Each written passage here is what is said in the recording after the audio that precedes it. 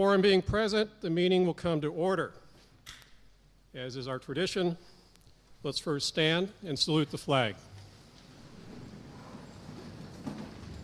I pledge allegiance to the flag of the United States of America and to the republic for which it stands, one nation, under God, indivisible, with liberty and justice for all. Thank you, and welcome to our May 5th, 2014 Bolton Annual Town Meeting. And a happy Cinco de Mayo to our Mexican friends. The warrant having been posted as required by our bylaws, we can commence our 277th Annual Town Meeting. Yay. First, I'll introduce those of us up front. I'm Jim Anker, Town Moderator. To my right here is our Town Clerk, Pam Powell. Below and to my right is our Board of Selectmen, Stan Wysocki, Larry Delaney, and Mark Sprague. With them is Don Lowe, our Town Administrator, and Town Council Ellen Doucette. And to my left here is our Advisory Committee in alpha order, Connie Benjamin, Brad Coate, Bob Sikansky, Randy Dingen, and Anastasia Downing. I'd like to take just a moment to step out of the moderator's role and speak to you as just Jim Anker. After 24 years in Bolton, as many of you may know, Susan and I would be leaving town. For 23 of those years, I've had the honor of serving in elected positions in town as library trustee, as selectman, and most recently as town moderator. That has been an extraordinary experience for me, one I'll value all my life. I thank all of you and all the people of Bolton for allowing me that opportunity. Thank you.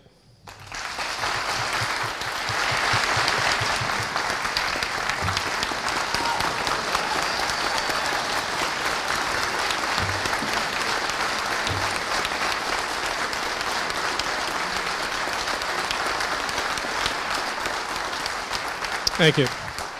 Thank you very much. Okay, let's review a few town meeting procedures. We use town meeting time, the parliamentary manual of the Massachusetts Moderators Association, along with Massachusetts general laws, our own bylaws and traditions and customs to guide our procedures here. We have standing microphones at the end of each aisle. Any registered voter can speak. If you wish to speak, please come to one of the standing microphones, either one. Form a line if necessary, that's okay. And I will recognize speakers in turn.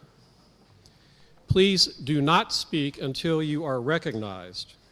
When you are recognized, first state your name and your street. Remember to address all comments to the moderator. I, in turn, will call on others as may be appropriate. When responding to something someone has said, please respond to the issue and not the person. For example, I wish to address a comment made by the previous speaker, or the presenter stated X and I think Y. Keep your comments focused on the issue that's before the meeting and not the person behind it.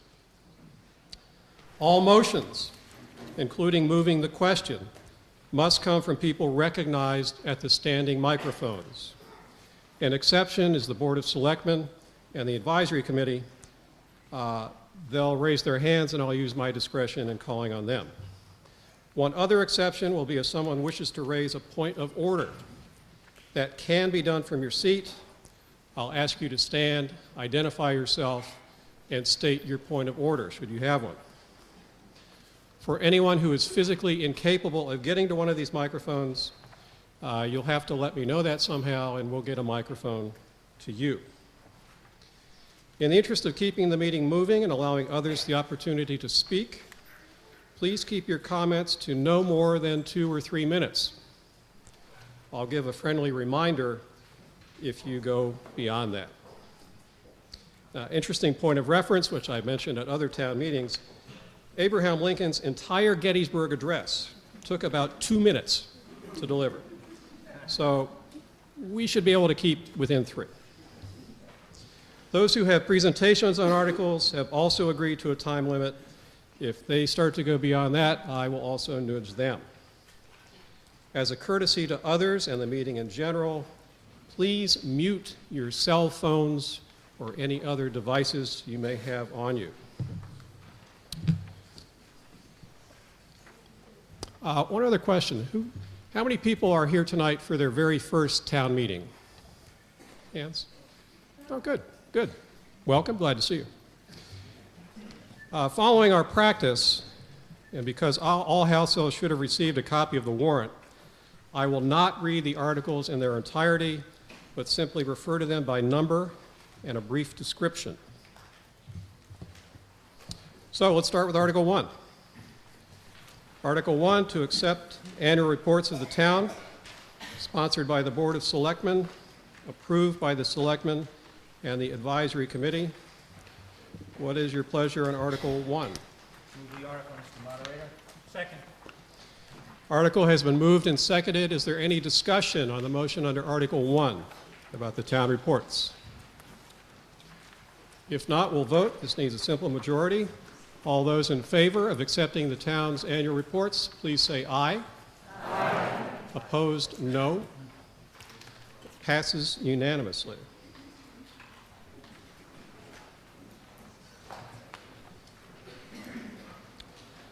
Article 2 is for a reserve fund account transfer for FY14.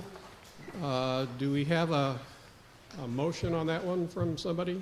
Mr. Moderator, the Board of Selectmen wishes to pass over this article. The transfer to the advisory fund is not needed at this time. Second. All right, a motion to pass over has been made and seconded. What that means for the uninitiated is it's a motion to skip over entirely. The action we're taking is to take no action on this article. The sponsor of the Board of Selectmen has decided this is not needed. We don't need to address it at town meeting. This needs a simple majority. All those in favor of passing over Article 2, please say aye. Aye. Opposed, no. The motion to pass over passes unanimously.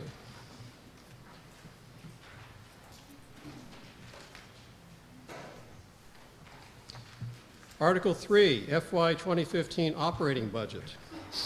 This is sponsored by the Board of Selectmen, approved by the Selectmen and the Advisory Committee. What is your pleasure on Article 3? Move the article, Mr. Moderator. Second. The budget article has been moved and seconded, which puts it before the meeting.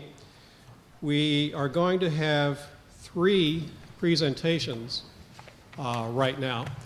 One by our advisory committee, which is not so much specifically on the budget as the town's financial situation in general. That will be followed by a brief presentation on the budget by the Board of Selectmen and a brief presentation by a citizens group for responsible taxation, at which point we will begin our way through the budget, looking at it department by department, discussing each department, and taking any discussion and any motions as we come to those departments. So let's hear from our advisory committee with their presentation. Brad Cody, Advisory. We are happy to present this fiscal year 2015 operating budget. We on Advisory would like to take time to thank all the department heads for spending time to prepare their budgets, the Town Administrator Don Lowe, Town Treasurer Donna Madden. Special thanks go out to Town Secretary Linda Day and Town Accountant Julie Costello for their additional support they provided to us throughout the budget season. Next slide. Looking at the overall financial state of the town of Bolton's affairs, there are an awful lot of good things going on with this budget, and we are in good place financially at this present time. Specifically, starting out the year, unusually high level of free cash of $1.2 million. For the first time in recent years, the budget is $155,000 below the maximum tax capacity, plus $235,000 of free cash being used to fund town operations. Adding that up, $390,000 of unused tax capacity. Put another way, that's $390,000 less the taxes will have to be raised by. $250,000 ambulance being purchased, fully funded from the ambulance receipts reserve account. This is an account set up that collects money from transport of patients.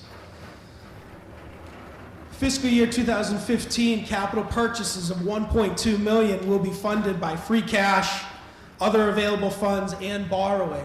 Now, this borrowing for this year is by design, as opposed to in past years where it has come out of necessity in order for us to purchase capital items. Next slide. With the mandate coming from the town administrator for a level funded budget, and the town department heads working diligently to deliver, along with this advisory committee reviewing the lines, this is the second year in a row non-educational town expenses will be increasing by less than $100,000, representing less than 0.4 of the budget. Remember those points in a few slides. Debt service will decline 2.75% over the prior year to $2.1 million in fiscal 2005. Next slide.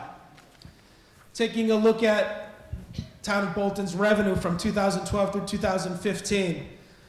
To note here, namely that on the very top part there, state revenue is effectively remaining flat, along with, for all intents and purposes, local receipts. The remaining amount coming from tax revenue year over year. Next slide. This slide speaks to the specific drivers within the operating budget from 2014 to 2015. Starting over on the left-hand part of the slide, fiscal year 2014 budget, $20.2 million.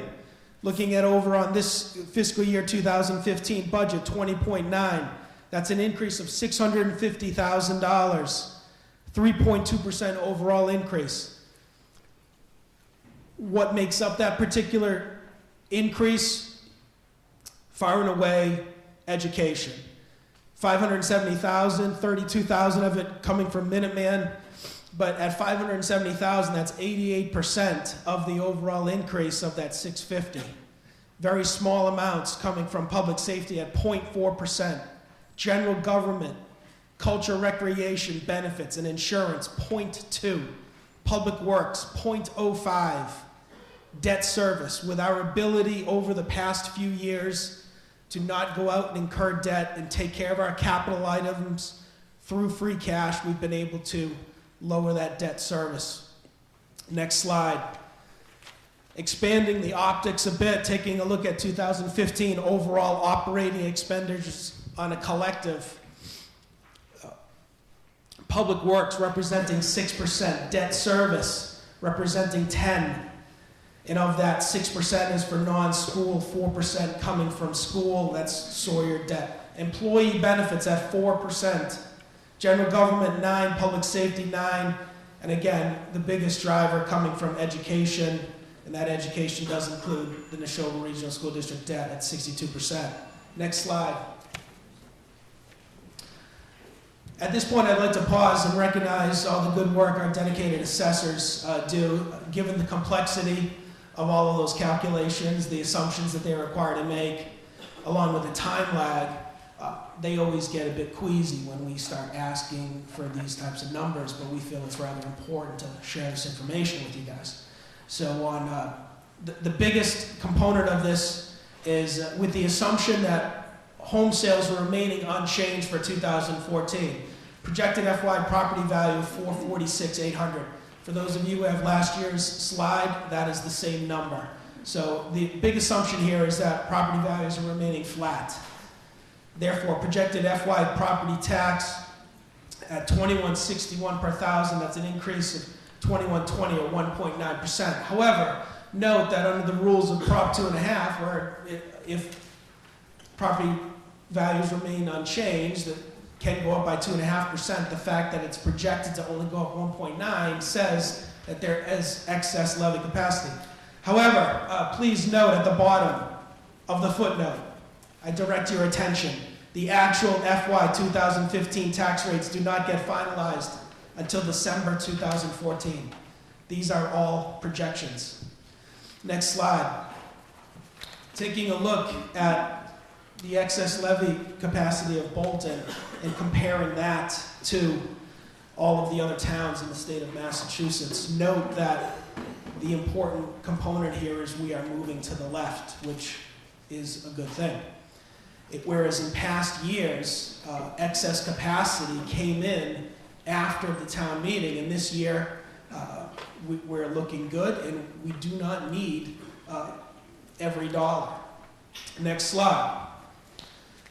So in summary, state of the town for fiscal year 2015, our bond rating does remain strong. Our debt service is continuing to decline. Future budgetary issues, education costs, Neshoba Minuteman. When the town is directed for a level funded and the school comes in with a level service, there is a difference there. Additionally, potential future capital expenditures within those areas coming from both Neshoba and Minuteman in the coming years. Additionally, capital expenditures, other town building requests and improvements, road repairs, along with operating costs, looking to address in the future the post-employment benefit funding of that. So at this point, thank you very much. Thank you, Mr. Cody. Appreciate it. Now we have a brief presentation from our Board of Selectmen. Good evening, everyone. I want to thank everyone first for coming down here tonight and participating in this very important event that we hold annually. My presentation will be slightly redundant. There are a number of things that Mr. Cope elaborated on, which I'll elaborate on as well.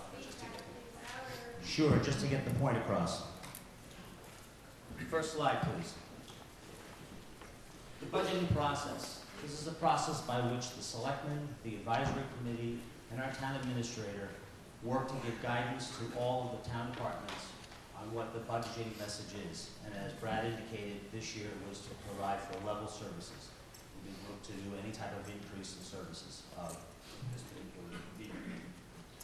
There's a very detailed review that starts in January and ends in March, where the advisory committee, with input from us, the Board of Selectmen, review each and every budget line item by line item. Next slide, please. As both Brad and I mentioned, every line item is questioned. We scrutinize the budget. In certain cases, we ask the departments to come back multiple times if we have questions. Also, and you should note that this is very important, that this year was the first year that we did not need to have the use of free cash to balance the budget. It's very important. I mean, this is hard work done by all of us over the last 3 or so years to get to this point, where we did need that money to balance the budget. We also, again, have not required an override, which is also very important. And as Brad said, we have been able to use the free cash to fund a number of capital items, some of which are in the operating budget and some which will be in separate articles that we'll be discussing this evening. And as Brad said, we are taking $235,000 of free cash and giving it back to you, the taxpayers, in the form of tax rates. And both the Advisory Committee and the Board of Selectmen are urging and recommending that you vote the FY15 budget as is in the warrant. Next slide, please. Just a quick recap. 62% of the money that we're raising, the $20,900,000 goes to the schools, 38% is to the town. Next slide, please. For this year, Brad indicated that we had to increase the amount raised by $650,000, $570,000 and change for the schools, and the town of Bolton's portion is $80,201. Next slide, please. Now, this is a fairly interesting slide. I'm not going to go into detail on it, but it's a little bit difficult to read. But in 2012, Bolton had to raise $3.34 million more than they had to raise in 2007. The chart shows where that $3.34 million was apportioned. The large dark, almost 52% of it, was for the schools. The bright yellow piece was debt service because the townspeople decided to have us build a new public safety building. We have a new library. We did things like purchase the Weatherby property. So that adds a debt service.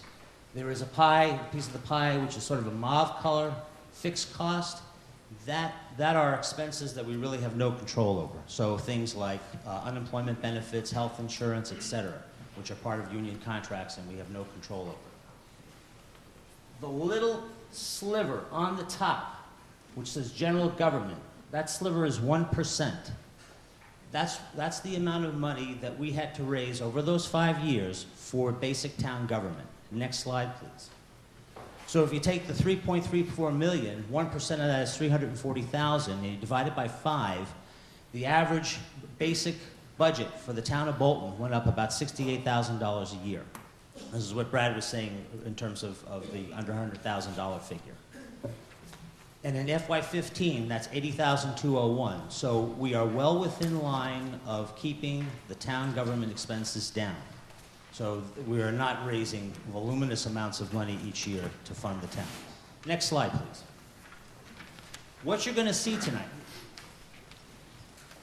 17 plus or minus, that's the number of the potential motions to amend the budget that we're going to be going through in the next few minutes. Well, it won't be a few minutes, it might be a few hours. Now, those amendments may come in groups, but there are 17 separate line items that an opposition group wishes to change or remove from the budget. There are 4 additional articles that the opposition group is going to be asking you either to disapprove or to change the funding on. And one is there's going to be a motion made to reduce the Neshoba Regional School District budget by about 2% or $233,000. Next slide, please. Some mythbusters. You'll be hearing perhaps tonight that we're paying too much for local government, but I think we've shown over the course of the last few slides and in Brad's discussion, we're doing everything possible to keep the town budget at a minimum, to minimize increases, and we've shown that over the last 5 to 7 years. You'll also be hearing about per capita costs, and that's somewhat a flawed argument, where the town of Bolton spends more per capita than, say, a neighboring town like Stowe. Well, we'll turn that around and say both Bolton and Stowe have probably the most minimalistic town government that you can possibly have. And both towns spend roughly the same amount of money on their town municipal budgets. So it's not a case that we have 5,000 people, so we should be paying less than a town of Stowe that has 6,500 people. A perfect example is a family goes into Best Buy, mother, father, and son, and buys a color television set and spends $3,000 for it.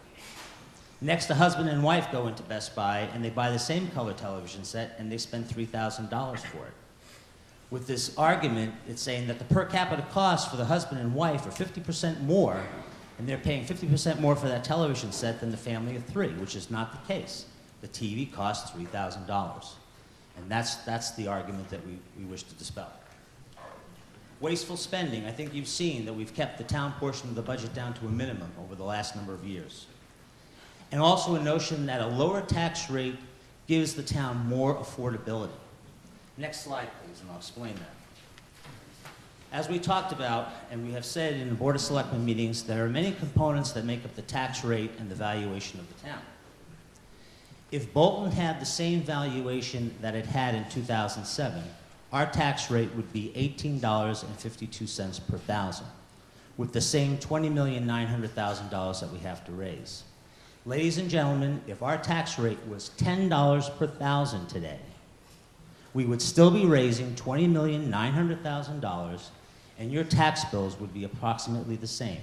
The notion that a high tax rate implies that you're paying higher taxes is absolutely false. The tax rate is a derived number, and we'll be more than happy to, not in this meeting, but in any Board of Selectmen meeting, to happily go through that with you. We will, over the course of the evening, make additional comments to motions to amend the budget. And I also do want to point out that there was a mailing that was done by the opposition group a week or so ago in which in the 5th paragraph of that mailing, it indicated that we would be discussing a proposal to build a $415,000 vault this year. That is absolutely not the case. There is an article for $38,000 or so to fund a study to look at what the town would need to do if at the point in time it needs to build that particular vault. Thank you. Thank you, Mr. Wasaki. Okay, and we have now a presentation from Bolton Residents for Responsible Taxation. The next slide, please. Here we are with Bolton and its surrounding towns, and these are the tax rates. As you can see, Bolton stands out, having a remarkably higher tax rate than any of the others. In fact, our tax rate is 21% higher than the average of our neighbors. Now, the opponents say that this is just because our house prices are low. Well, the others have suffered house price depreciation as well. Also, I think when your house prices decline, you should respond by being more fiscally constrained, trimming your spending and trying to get your taxes down. I think the higher tax rate does make our houses less attractive on the market than if we had a lower tax rate. Next slide, please. Our opponents say instead of looking at the tax rate, you should look at the dollar amount of the tax bill.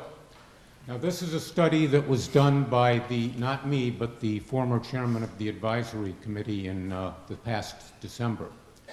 She looked at all 353 cities and towns in Massachusetts, and by the way, I will repeat that that Bolton has the 3rd highest tax rate out of 353 cities and towns in Massachusetts. She looked at all the towns in Massachusetts and wanted to look at ones that had about the same population as we did and about the same level of valuation per capita as we did. And what we found was there were 21 such towns. I've only included 10 here because of wanting people to be able to read the slide. And Bolton had the highest average tax bill, but it was not the wealthiest town. In fact, it was only the 8th wealthiest town. So we, the 8th wealthiest town in this homogeneous group of 21, have the highest tax rate and only 8th level of wealth. And if you look at Stowe, their average tax bill is 7.7 thousand, ours 9.2, and that's a 19% higher rate for us. Their wealth is only 4% below ours. So 4% more wealth in Bolton, 19% more taxes. Next slide, please. I think per capita spending does matter because we aren't buying colored television sets for 1 or 3-person families. We're buying a broad range of services for a number of citizens. And so the fact that Stowe is able to do its town government for $600 a person less than we do, I think is a phenomenal indictment of what we're doing. Also, if it mattered that a smaller town had to have a higher level of per capita spending, there would be some town in Massachusetts with a population of 5,000 or less that had a tax rate higher than we did. There is no such town. Of all the cities and towns in Massachusetts with 5,000 people or fewer, we are the champs. We have a higher tax rate than any of them. Next slide, please. Why do we have such high taxes? One thing, we underestimate our non-property tax revenues, and that forces us to raise more property tax revenues. If we did decent, reasonable estimates of our non-property tax revenues, we could have lower property taxes. Second, we indulge in too much just-in-case budgeting. The departments determine their budgets, and they include in it room for surprises that might occur or things that might or might not happen. We've got to get to budgeting to the most likely case, not to budgeting to include some just-in-case things that might happen. Third, we spend to protect against some very remote dangers, and we need to stop doing that, things that are just very unlikely to happen, but nevertheless we spend a lot of money on them. Next, we have to get rid of would likes and like-to-haves and have nothing but must-haves until we get our taxes down. In the past, we've raised our taxes when we buy a new capital project by special taxes outside Prop 2.5. We have fortunately quit that, but we have to make sure we stay off that wagon. And finally, a big problem is that when we do raise too much in real estate taxes, we don't turn it back the next year to the taxpayers. We keep it and we come up with some new project. And that ratchets the whole level of spending and taxes up. Then we do it again next year and we ratchet it up again, and we do it again next year and we ratchet it up again, and we wind up with a $21.20 tax rate when everybody else around us has about 18 or 19. Next slide, please. Last year, we raised $750,000 more in property taxes than we needed. And of that, relative to the previous year, the advisory committee has recommended, and the budget includes, turning back only about $125,000 more than we did last year. We should be returning that whole $750,000, and as you'll see, next slide, please.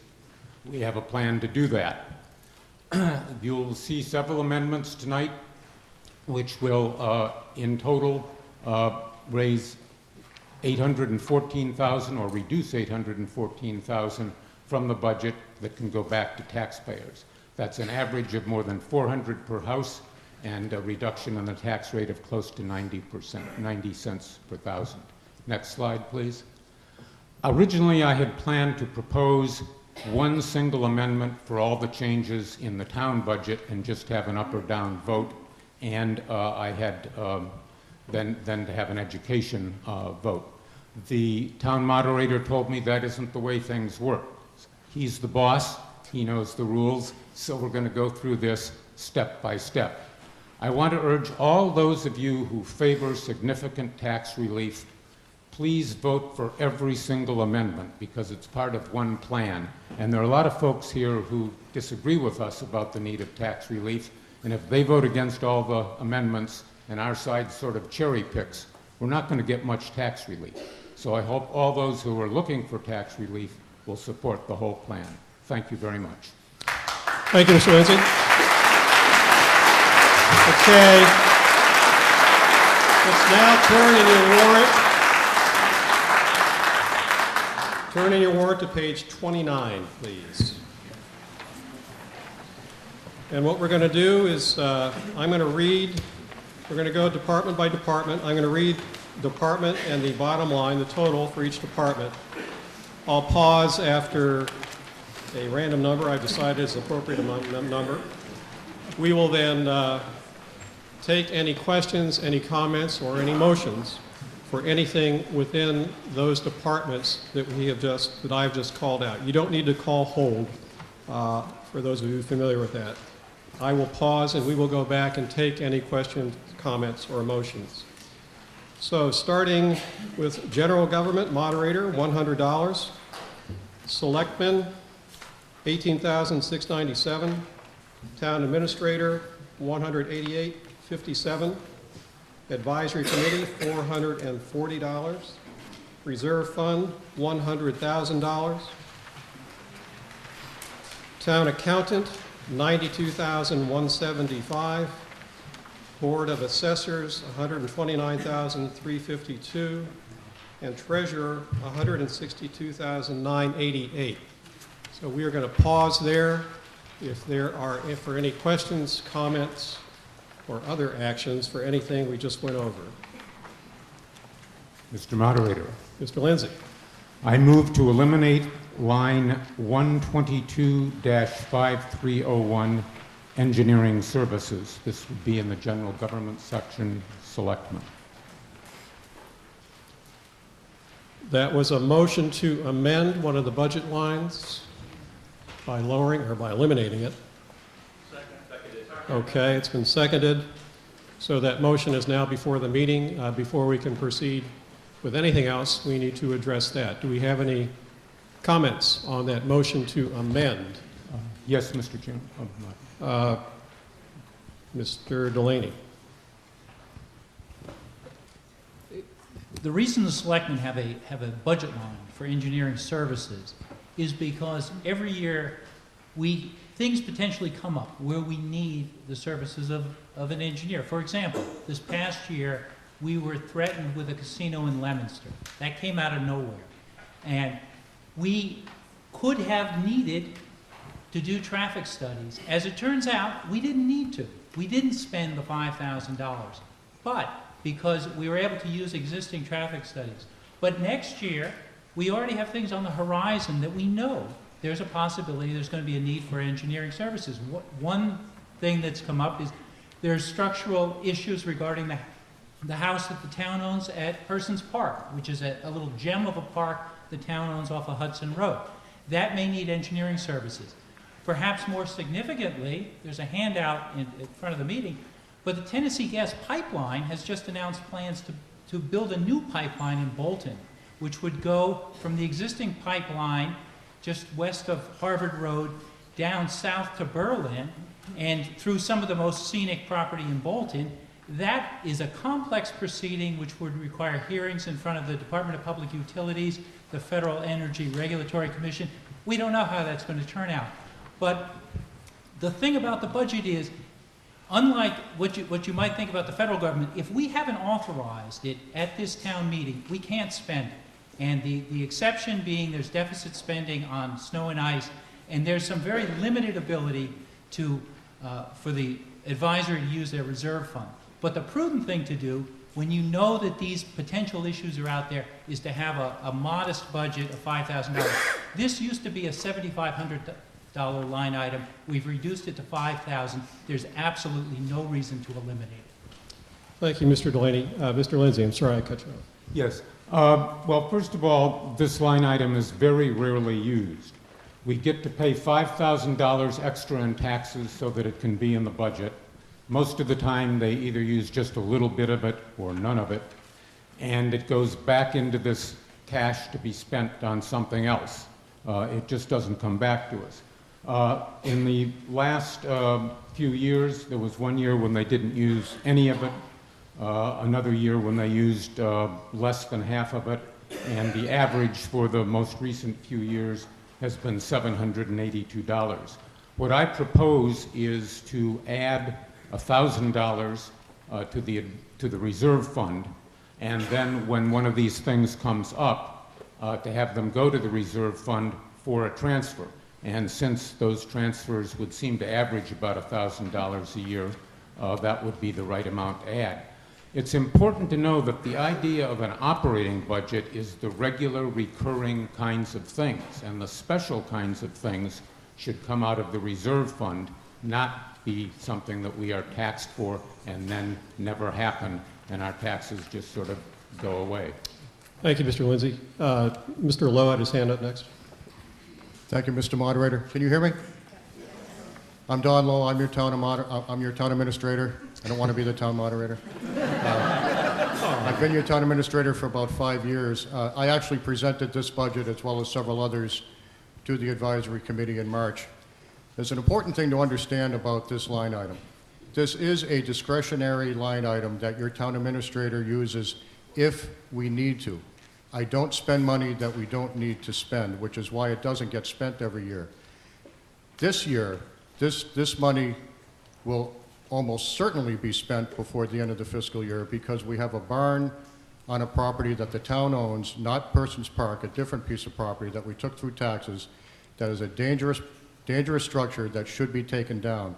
We could not do that this year if I didn't have this latitude.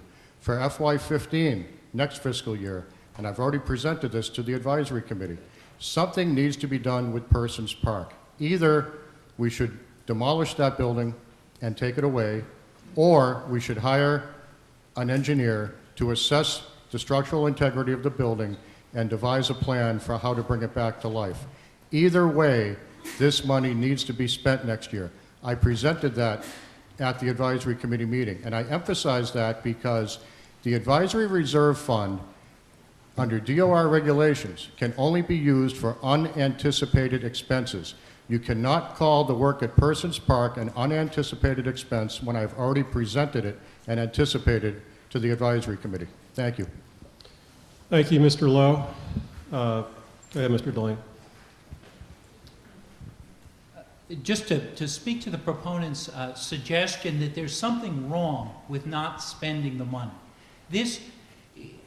We're going to hear this a lot tonight, and I think what's going on is I mean, from our perspective, it's good. If you don't need the money, don't spend it. It's not burning a hole in our pockets. But when it's in the budget and it's not spent, it creates free cash. Free cash is one of these terms. It's neither free nor cash, really. But here's what the Department of Revenue's Technical Assistance section tells us about free cash. DOR recommends that communities understand the role free cash plays in sustaining strong credit rating and encourages the adoption of policies on its use. Under sound financial policies, a community would strive to generate free cash in an amount equal to 3 to 5% of its annual budget. That's exactly what we've done. We're at the high end of that this year. Free cash would not be depleted in any year. Conservative revenue projections and departmental appropriations would be orchestrated to produce excess income and departmental turnbacks. So there's nothing wrong with departmental turnbacks. The free cash that you hear attacked, that is how, when we get down in the budget, that's how we're paying for culverts, we're paying for trucks, because we have the money. So there's nothing inherently wrong with free cash. Thank you, Mr. Delaney. Mr. Lindsay? Yes, if the free cash were returned to the taxpayer, I would agree, but it isn't. It's kept and new spending comes along and we get this ratcheting effect I talked about. I also believe that the DOR is being unnecessarily conservative in its estimates, and members of the advisory committee have well, not in their meetings, some members have said they agree that the DOR is being overly conservative. And I also think that the town administrator is being overly conservative in terms of his interpretation. And stay right here. You can speak now. And I also think that the Persons Park thing could very easily be determined to be an unanticipated expense. Thank you. Thank you, Mr. Lindsay. Let's take one more comment and then go ahead and vote on this. Yes, sir. Dr. Robert Carl Tuttle, 399 Long Hill Road, Bolton. I'm an MIT trained engineer. And the question is engineering. Microphone, please. Yes. An engineer is needed when an ordinary person walking down Main Street says, I don't know. That's why you need an engineer. Suppose there was 17 feet of water coming down Main Street and you go, the hydraulic pressure is going to be how many hundreds of millions of newtons. That's what you need an engineer for. My point is, I think, common sense. The examples you brought up, your own words. This is a very dangerous building that may fall down. You don't need an engineer. Common sense. The second thing, we have another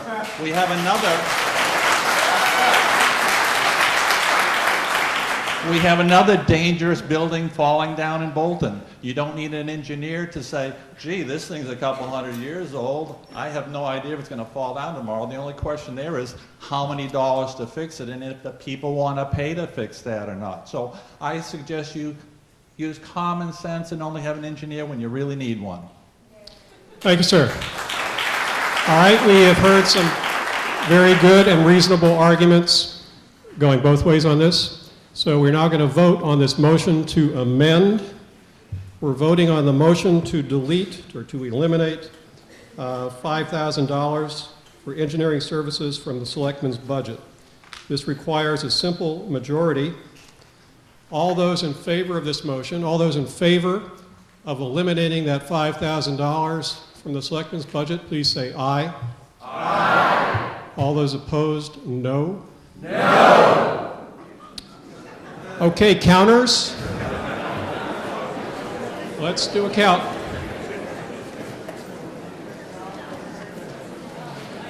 For those of you new to this, we usually start with a voice vote, and if it's anywhere near close, my hearing's pretty good, but if it's anywhere near close, then we actually do it. Then we do a counted vote.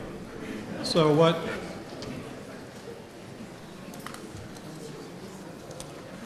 I'm going to ask you to do in just a moment, everybody should get their pink voting slip, the one you got when you checked in, when you registered. And we're going to take the same vote, except this time you're going to hold up your pink voting slip. And we have tellers or counters, 2 for each section, who go through every section of the auditorium. They do a double count, they compare their counts, we tally them, and we see what we've got. So I'll ask you, when I call it, to please keep your pink slip up in the air until I tell you to put them down, to be sure we got everybody counted.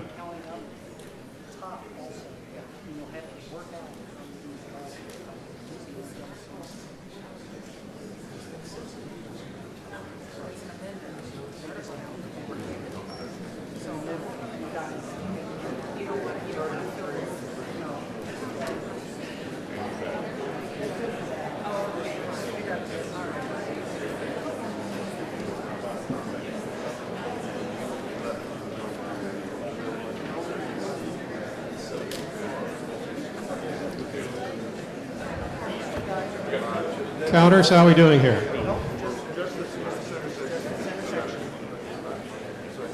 All right. All right. All of those in favor of the motion to eliminate that $5,000, please hold up your pink slip. All those in favor of the motion to eliminate the $5,000, hold up your pink slip. And please keep it up until I tell you to put them down.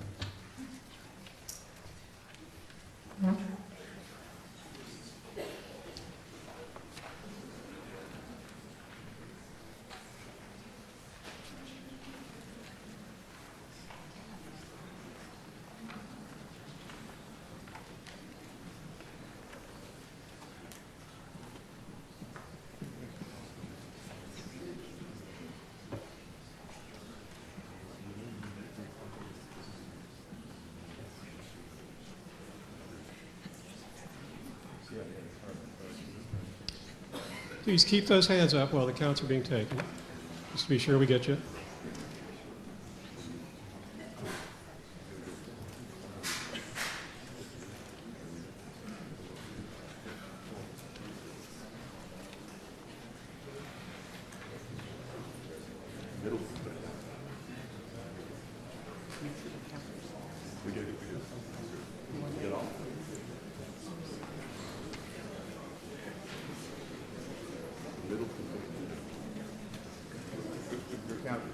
Are you done in the middle section?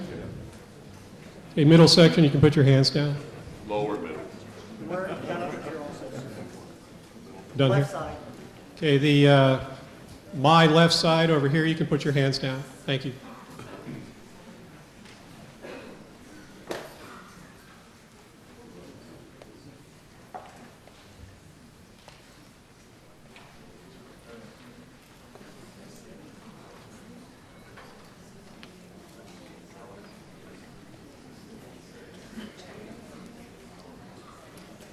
Back corner, you can put your hands down. Thank you.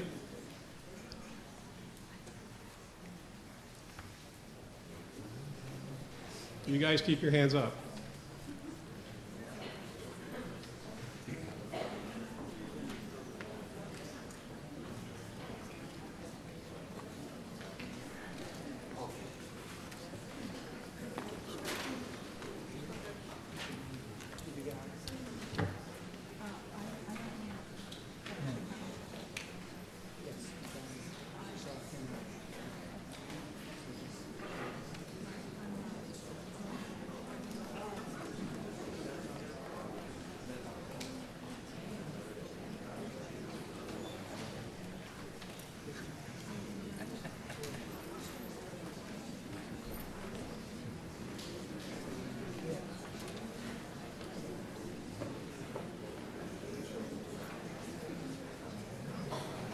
Counters, can we go to the next one? Yes. Okay. All those opposed to eliminating that $5,000, opposed to that motion, please raise your pink slips. Hold them up. Thank you.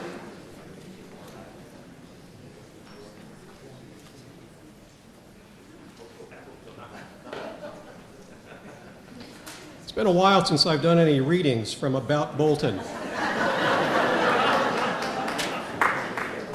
which is a history of our town written by Esther Whitcomb. Esther was alive when Susan and I moved here. She passed away a while ago. But she wrote the definitive, I guess because it's the only one I know of, history of Bolton. Interesting things, quoting, although Bolton became a town on 24 June 1738, no town meeting was called until 14 August, and this was held at the house of Thomas Sawyer. They used to have town meetings at people's houses. Imagine that. Cookies and cider and whatever. The next town meeting was held in March and was mostly taken up with the discussion of how much should be paid for a man's labor and for oxen, a cart, or a horse. As this was the annual town meeting, officers for the year were elected, a tithing man, 2 fence viewers, and hog reeves were chosen. I don't think we have any of those anymore.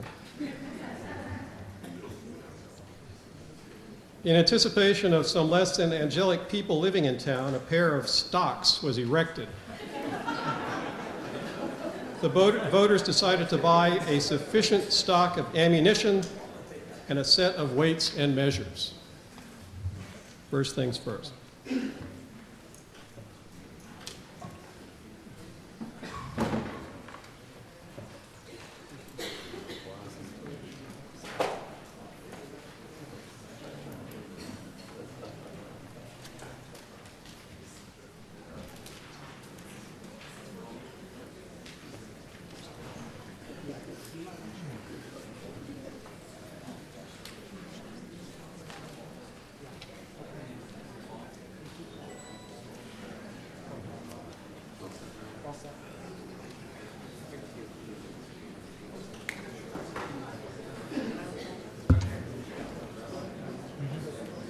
Are we done with everybody, counters? Okay, everybody? Yes, we are. I think you already put your hands down, but you can put your hands down. Thank you.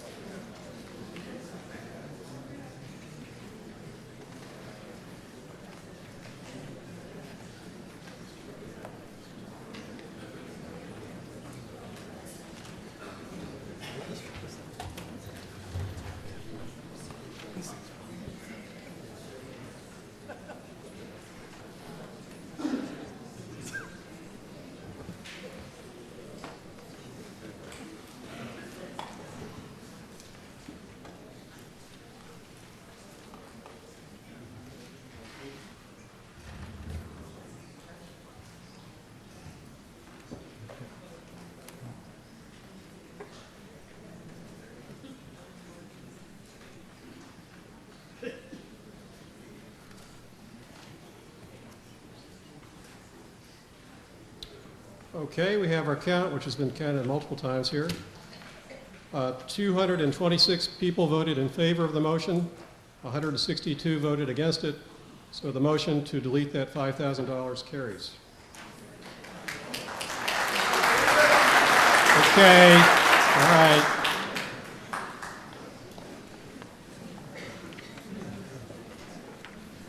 Okay, we have miles to go here.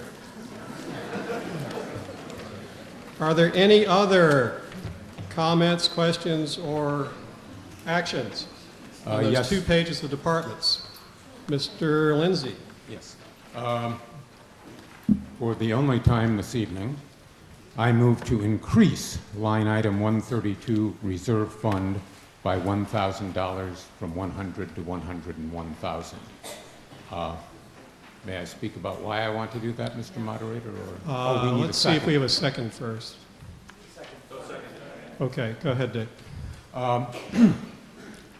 It is as I said. I don't think we should have a separate line item for engineering services because it is so erratically used, but I do think the advisor or the reserve fund should have a little more in it since it will now have to take care of those instances that do arise. So I think we should add $1,000 to the reserve fund. All right, so there's a motion before the meeting to increase the reserve fund by $1,000 from 100,000 to 100,000. Discussion? If not, let's vote. Again, this needs a simple majority. We're voting on the motion to amend. That is the motion to increase the reserve fund by $1,000. All in favor of so increasing it, please say aye. Aye. Opposed, no. No. That clearly is the ayes in favor.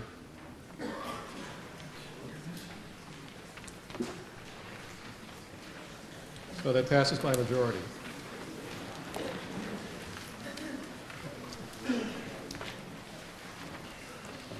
Anything else on those 2 pages of departments before we proceed?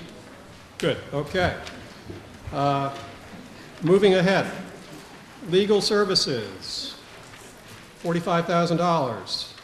MIS, that's Management Information Services, $57,106. Town clerk, $107,776. Elections, $11,496. Street listing registrars, $1,905. Conservation Commission, $66,333. Planning Board, $53,680. Appeals Board, $200. Agricultural Commission, $1,746. Economic Development, $1,000. Town Buildings, $130,141. Town Hall, $32,050. Building Insurance, $34,243. Town Reports, $3,700. Energy Committee, $1,000 for a total general government of $1,239,185. Okay, any comments, questions, or actions on this next group of departments we just went over? Well, Mr. Lindsay, okay. Mr. Moderator, I move to reduce line 155-5850, equipment in General Government Management Information Systems, by $1,000 from $10,150 to $9,150.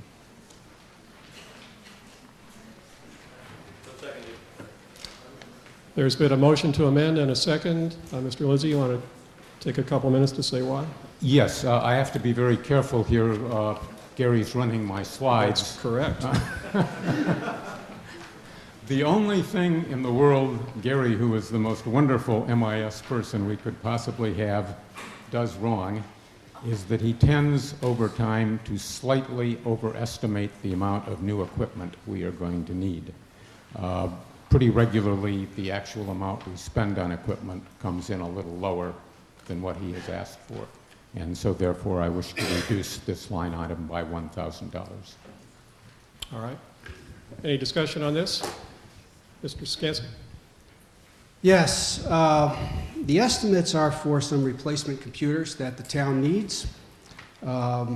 I believe the number was 500 or 5 computers, and the cost estimates were between $1,800 and $2,000 each. So what this $1,000 deduction does is say, oh, let's not go for the most likely, or let's not go for the probable. Let's just go for the low end of the range.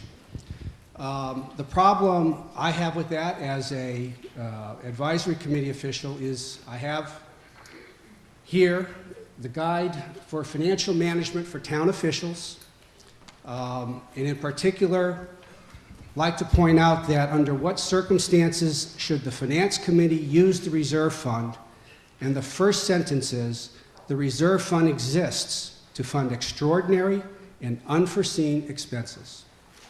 If we go out and buy, if the MIS manager has come and said the computers are going to run between $1,800 and $2,000, and they come in at $2,000 and we budget for $18,000, that's not an unforeseen expense. the advisory committee cannot transfer that money to complete that transaction. The result is that it's just going to roll over, and we're going to be not able to keep things up to par the way we need to in the town. So the explanation that the reserve fund can be used as a piggy bank for whenever there's a budget shortfall or a misestimation is false. And this provision is put in there to protect you. The DOR has set this regulation in place so that town officials don't come to you with a lowball budget that they intend to put in place and make deals that they're going to, it's only going to cost us $50,000 to do this project. You vote for it, and then it turns out that it's really going to cost $100,000, but we'll pay for it out of advisory. That's why the advisory fund is only used for unforeseen expenses, which this is clearly not, since the request has been for between $1,800 and $2,000 per computer. Thank you, Mr. Sikansky. Yes, sir. Michael Zelenkoff, 175 Main Street. I have to applaud Gary for coming under budget. That's great. $5,000, that's awesome. Mr. Moderator, the town of Bolton is a well-run municipality with committed and effective department managers, including our town administrator, town accountant, and town council, with the thoughtful oversight of our Board of Selectmen and the Advisory Board. I wish to note that the proposed amendments to the budget is not only distracting and disruptive of tonight's town meeting, but it is also devalues the hard work and effort of our municipal managers and the committed volunteers that work with them throughout the budget process. The proposed amendments to the budget that are disruptive tonight's meeting will not only be amplified, this will only be amplified throughout the operation of our municipality in the coming years and undermine the work of both our professional managers and the volunteers that serve them. I recommend a no vote on the proposed amendments to the budget tonight, and that will not only tonight's meeting, but also for the good of that will maybe speed up this meeting tonight, but also be for the good of our town. Thank you. Thank you, Mr. Zelenkoff. Remember, we should be addressing the specific motion before the meeting, in this case reducing the MIS budget, but I understand they're all connected too. Mr. Lowe. Thank you, Mr. Moderator. Just a couple of points. First of all, I couldn't agree more with the previous speaker. Gary Perwack, our IT manager, does an outstanding job. He is an IT professional with years of experience in the high-tech sector before he got into his consultant role for local government. And I would like to extend that to each and every one of my department heads who are here this evening. I'm so proud of their professionalism and the work and dedication that they have, and I thank each and every one of them. They are the ones closest to the budget, and they understand it better than anyone. Second of all, I would just like to say that it is a misnomer that this IT budget is consistently underspent. For this fiscal year, we are projected to be under budget by about $1,250. Last year, we came in under budget at $820. The previous year, FY12, we overspent by $1,000 and needed to deal with that. And the previous year, $860. We're talking about a significant amount of money here and trying to get within $1,000 when prices vary on computers. We try to take advantage of sales when we can. We also don't know when something's going to break down, which things do, as you know. This is a responsible budget by an IT professional, and I urge you to not try to get within $1,000 of his professional estimate. Thank you. Thank you, Mr. Lowe. Mr. Lindsay, why don't we hear from you, and then let's vote. Yes, replying to the speaker from the advisory table, it isn't only the reserve fund that can do transfers. In the last 2 months of the year, when on average 17% of the budget is still to be spent, the selectmen have extraordinary powers to do transfers, so there could be transfers from that source as well. Also, I think an argument could be made if the advisory wanted to do a transfer, that the equipment budget, not the whole MIS budget, but the equipment budget coming in more than what I've asked for it here at $9,150 would be unexpected, because the history has been for it to be lower.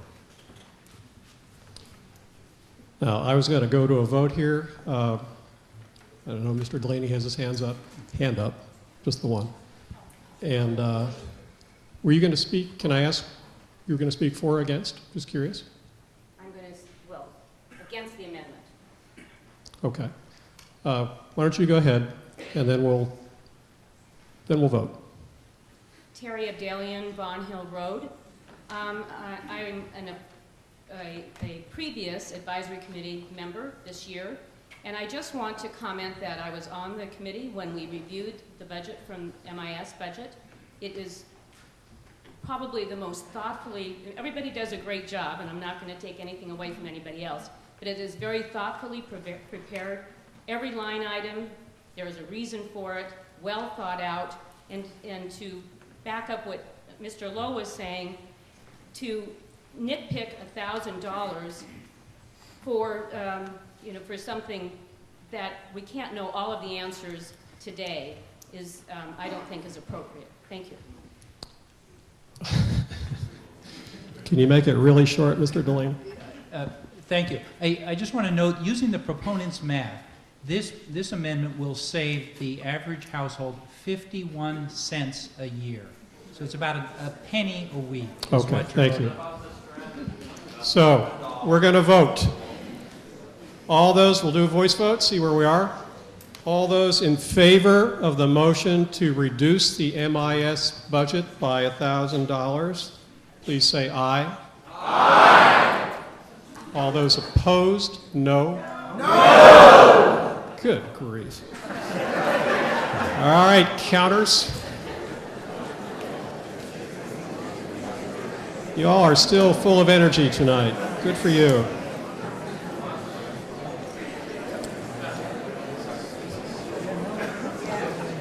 Okay, everybody, be sure you got your pink voting slips.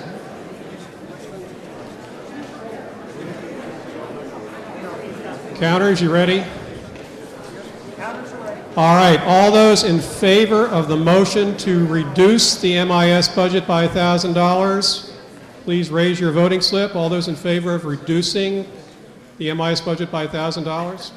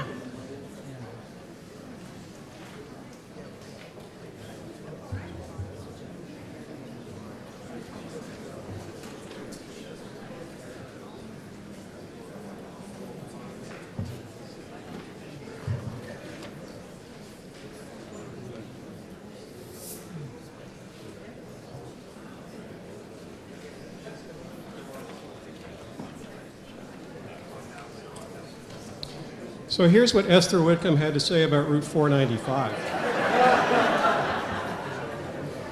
In the late 1950s, rumors began to circulate that a big new highway was being planned to replace Route 110. Soon enough, there was no longer a rumor, but a concrete plan. The town was concerned, but seemed unable to get any definitive answers as to the exact route of the road or what town roads would be affected. A number of hearings were held at which smooth-talking state representatives spoke and answered questions, but the answers gave no real information. People left the hearings knowing only there'd be a highway and it would go through their town. After listening to the speaker, it seemed that it would not take anyone's land or home. But common sense told you that it had to. Every mile of superhighway takes 40 acres of land, and there would be 8 miles through Bolton. I didn't know that. Someone's land would be taken. Actually, it turned out to be 328.56 acres that were taken to build Route 495 in Bolton, to build Route 495.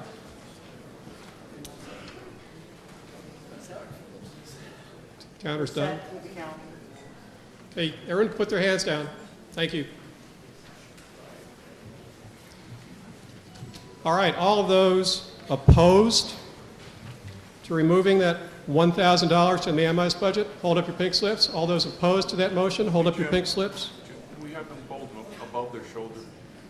Okay, counter's asked to hold them high, hold them above your shoulder. Don't hold them against your chest. Up.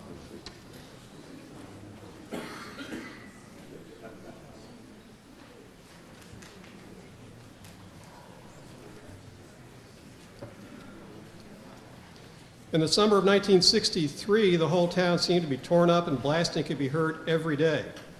The power of eminent domain was exercised and the state became possessed of land, with or without the owner's consent, and for the price the state chose to pay.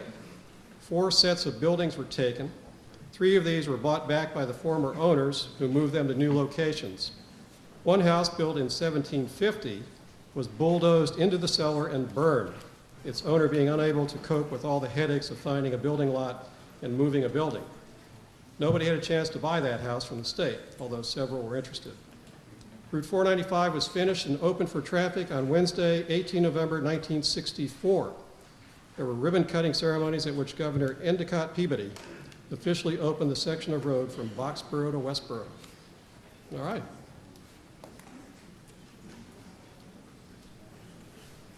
Hold them high.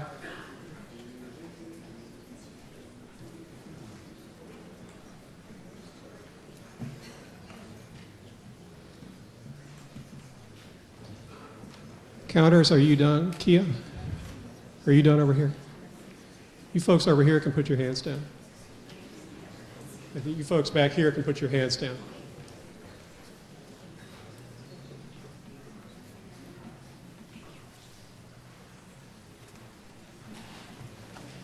You guys are still being counted.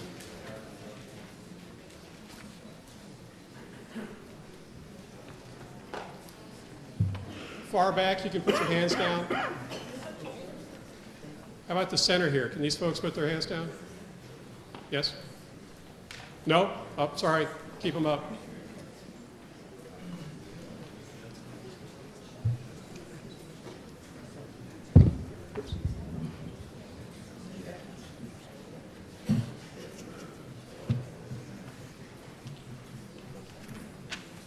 These folks in the center done? Yeah. Okay, you folks can put your hands down. Thank you.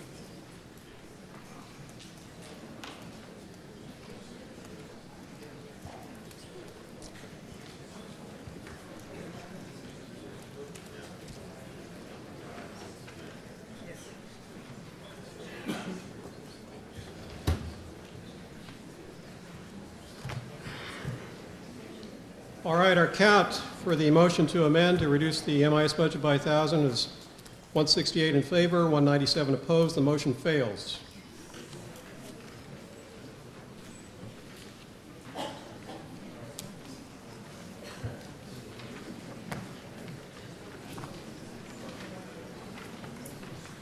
Okay, we're still in the section of the budget up to the end of general government. Any other activity? Mr. Lindsay. I move to reduce line item 171, 5800, land capital improvement by $3,000 from $9,000 to $6,000.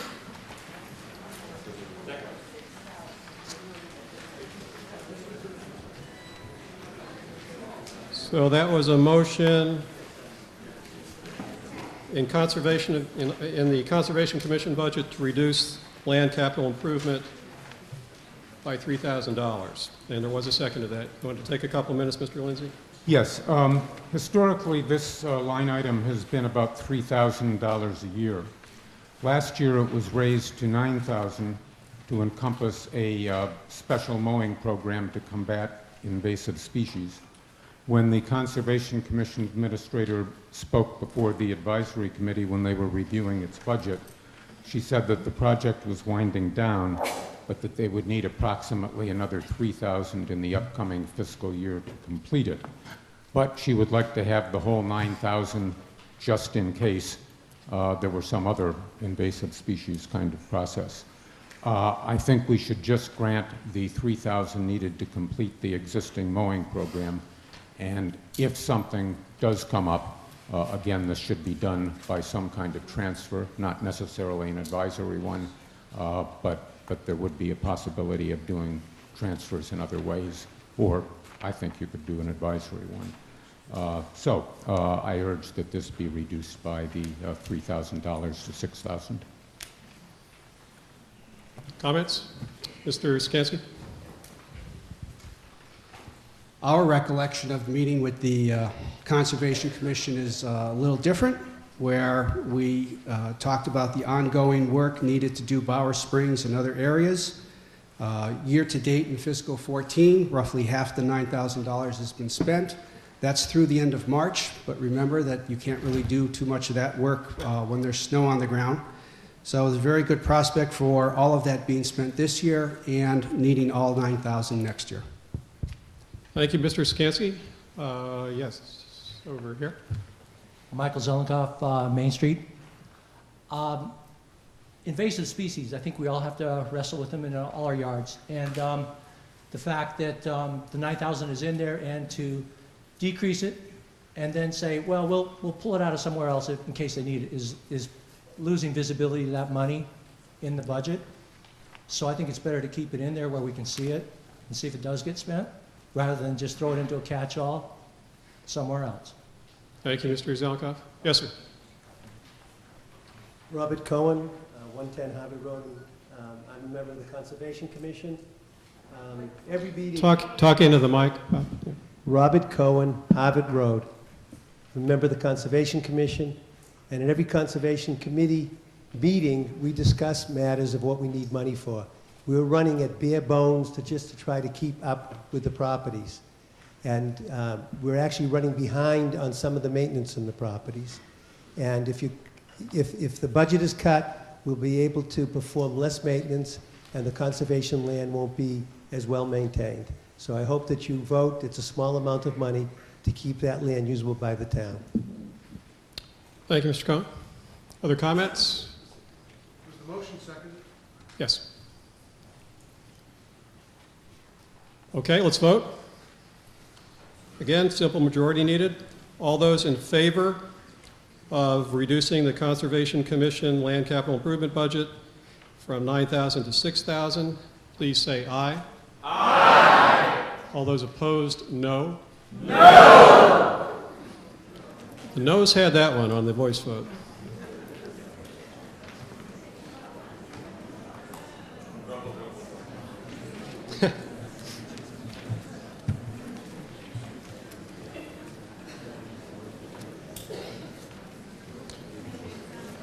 Okay. Anything else in general government? Mr. Lindsay. I move to reduce line item 190-5242, town building ground maintenance, by $1,500 from $10,000 to $8,500. Seconded. Motion's been moved and seconded. You want to take a couple minutes, Mr. Lindsay? Yes. Every year we appropriate $10,000 for this, and they never, ever spend it. On average, they spend just a little over $8,000, so I think it can very reasonably be reduced by $1,500. And again, every time we budget more than we spend, we're raising our taxes unnecessarily. So I hope people will vote to reduce this line item. Thank you, Mr. Lindsay. Mr. Lowe? Thank you, Mr. Moderator. Looking at FY14, apparently never just happened. In FY14, we have already spent $8,467.47. We still have to pay for the startup of the irrigation systems and electricity for Forbush Field. So we are going to need an advisory reserve transfer this year in all likelihood, but for sure, we've already spent more, we're going to spend more than $8,500, which is what you would be budgeting for FY15. Thank you, Mr. Lowe. Yes, sir. Ken Troop from Meadow Road. I was going to talk about the fact that I didn't think maintenance, grounds maintenance, was one of the things that the town did very well, but I think Don Lowe did a great job of just describing the situation this fiscal year. This is very important money to spend. It shouldn't be cut. Thank you, Mr. Troop. All right, let's vote.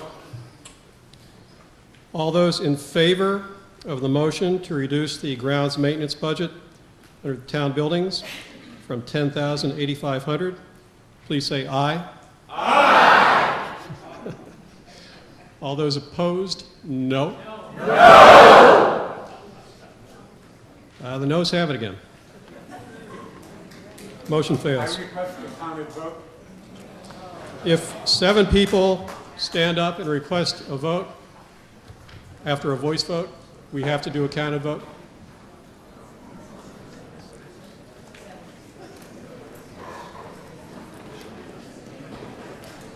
All right, it is so requested.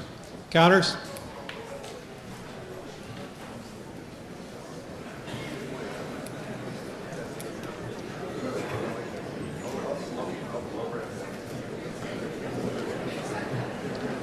All right. All of those in favor of the motion to reduce that ground maintenance line by $1,500, please raise your pink slips. Raise them high.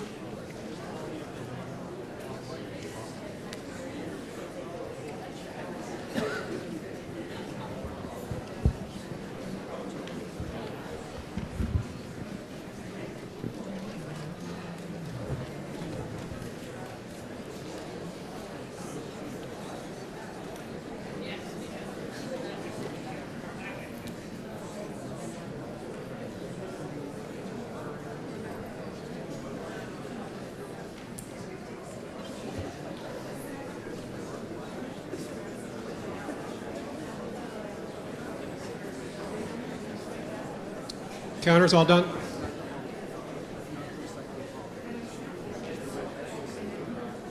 I think we're all done counting. You put your hands down. Thank you.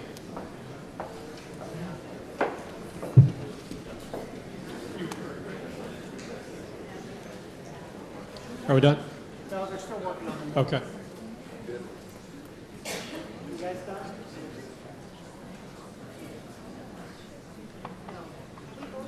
Yeah, it looks like we're done now. Okay.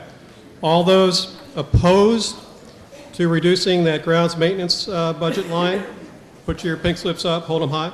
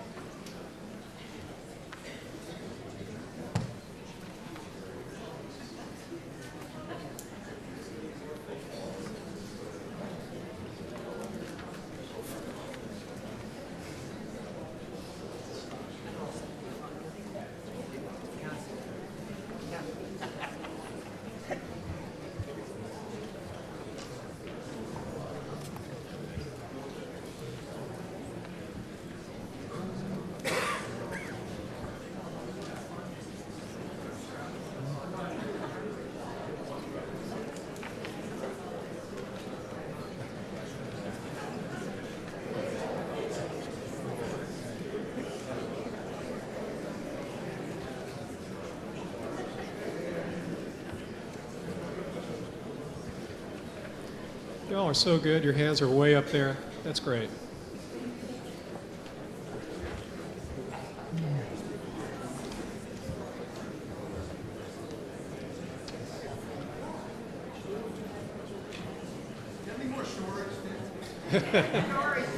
Well, I'm just looking to see if they're almost done. We're probably going to have a chance for some more. I know, I'm trying to find. There is some funny stuff.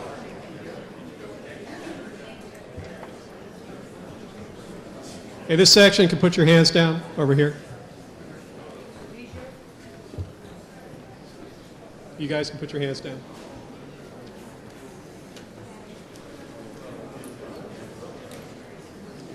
I think they're still working on the center section.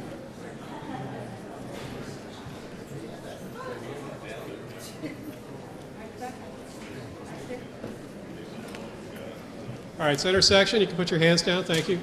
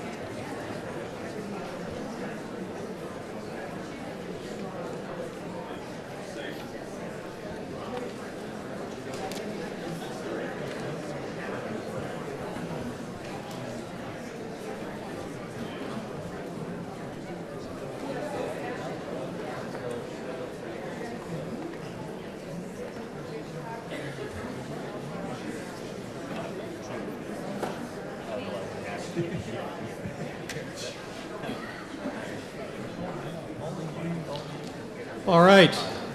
On the motion to reduce that grounds maintenance budget line, 169 in favor, 221 opposed. The motion fails. Okay.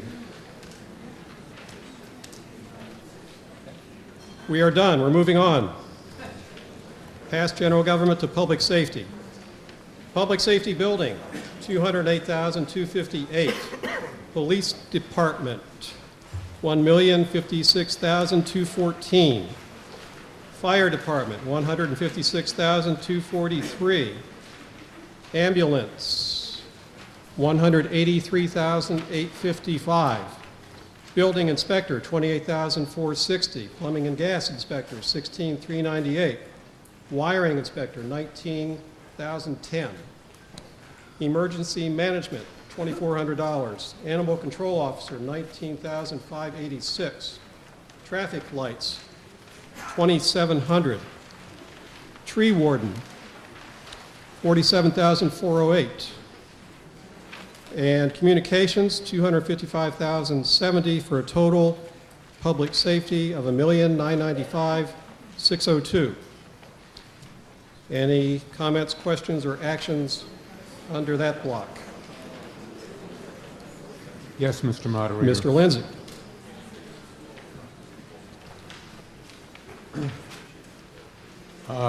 In public safety within the police department, I move to reduce... Can you lean into the microphone, Mr. Lindsay? Yes. I move to reduce line item 210-5850, equipment cruiser, by $4,000 from $7,000 to $3,000, and to eliminate line item 210-5870, cruiser purchase, $40,000. Okay, there's a motion to amend, made and seconded. Mr. Lindsay, you want to take a couple minutes to explain? Yes. About 2 years ago, the advisory committee set a policy of buying a cruiser once every 18 months instead of once every year. That translated into budget terms of buying a cruiser for 2 years and then taking a year off. This upcoming fiscal year was scheduled to be the year off. I would note that 4 of the 7 cars, according to the sheet given out at the meeting where the police budget was reviewed by the advisory committee, had fewer than 100,000 miles on them. The chief, love Vin and very glad to have him as our chief and hope he continues for a long time, but he managed to sweet talk the advisory committee into changing that once every 18 months policy. I think we should keep the once every 18-month policy. It will lead to, long run, a $13,300 a year continual savings in the annual budget. The argument in favor of the once a year policy is that it would reduce maintenance costs. However, total maintenance costs are only about $18,000 a year, so even if they rose, say, 20% because of the once every 18-month policy, that would still be a considerable savings to have the $13,300 a year from sticking to the once every 18-month policy. I'm also wondering if a town our size really needs 7 vehicles for the police department. But at any rate, I think we should forego a cruiser purchase this year. Thank you. Thank you, Mr. Lindsay. Other comments? Mr. Skansky. By the way, I'm sorry to interrupt. This is a little bit different. We have one motion with 2 different line items. It's within the same department, which is why I'm allowing it, but there are 2 different line items here that we're discussing. I'm sorry, Mr. Skansky, go ahead. That's fine. The 2 items are linked in that after we purchase the cruiser, there are some other changes that need to be made to it. So it makes sense to link the 2 line items together. I wish there were as much data to, against this cruiser as was presented on behalf of acquiring this cruiser. While it is true that a couple of years ago, based on the information we had, the advisory committee informally decided that we were going to try to go for a 2 years on, 1 year off kind of thing. Recent changes in the data that the chief presented the supporting documentation from other professional organizations, convinced not just the advisory committee, but the separate capital planning committee that this was indeed a wise investment. So we urge you to defeat this motion. Thank you. Thank you, Mr. Sikansky. Other comments? Mr. Wasaki? Yes, one thing needs to be noted, actually a couple of things need to be noted. Yes, we informally went to an 18-month policy in which one of the cruisers was purchased within that 18-month window. The second cruiser, due to delays, was also actually purchased within an 18-month period, not necessarily the one-year period. And our chief will get up in a moment, but at least 4 of those vehicles have over 100,000 miles on their odometer. That doesn't include the roughly 33 miles you calculate for each hour those cruisers are idling. So those cruisers have substantially more mileage on them than what reads on the odometer. Additionally, 2 of the older cruisers, the Dodges, on each of them, one of the doors on each of those cruisers literally fell off the vehicle. I'm talking about the entire door, which had to be welded back on. So I think it's a matter of not only safety for the people of Bolton, but it's the safety for the officers who go out day in and day out, risking their lives, and who also are going on far more calls on a yearly basis than we have in years past. Thank you. Thank you, Mr. Wasaki. We'll go over here and then to the chief. Yes, sir. Dr. Tuttle, Long Hill Road. It is my understanding that in the last 10 years... I know you're tall, but can you lean into that microphone? Yes. It is my understanding, and I'm talking about town strategy, in the last 10 years, the town has got money from the state, $15 to $20 million a year, and spent every penny. And in addition, the town has borrowed enough money that they have to pay back for 17 years already. You see the $2 million a year, we're just paying back for interest on the monies paid. So 17 years, 2 million years, that's $34 million these fine gentlemen spent that we don't even have, and they want to buy more things. Cars should last longer now. 90,000 miles was good for 10 or 15 years ago. Now a car can go 200,000 miles unless you buy a piece of junk like a Dodge. That was a good one. All right, thank you, sir. So I think from a strategic standpoint, the town should be looking to buy more and more things since we're 17 years in debt already. New shiny police cars, new shiny fire engines and other things we don't need. Where did that $34 million go that we owe for 17 years now? We're going to be paying for that plus all the other things we don't need at this time. We should stretch out our resources. Thank you, sir. Chief Alfano? You can tilt that up, yeah. Well, thank you. I didn't know I was so good at sweet talk, or I would ask for a raise at the same time.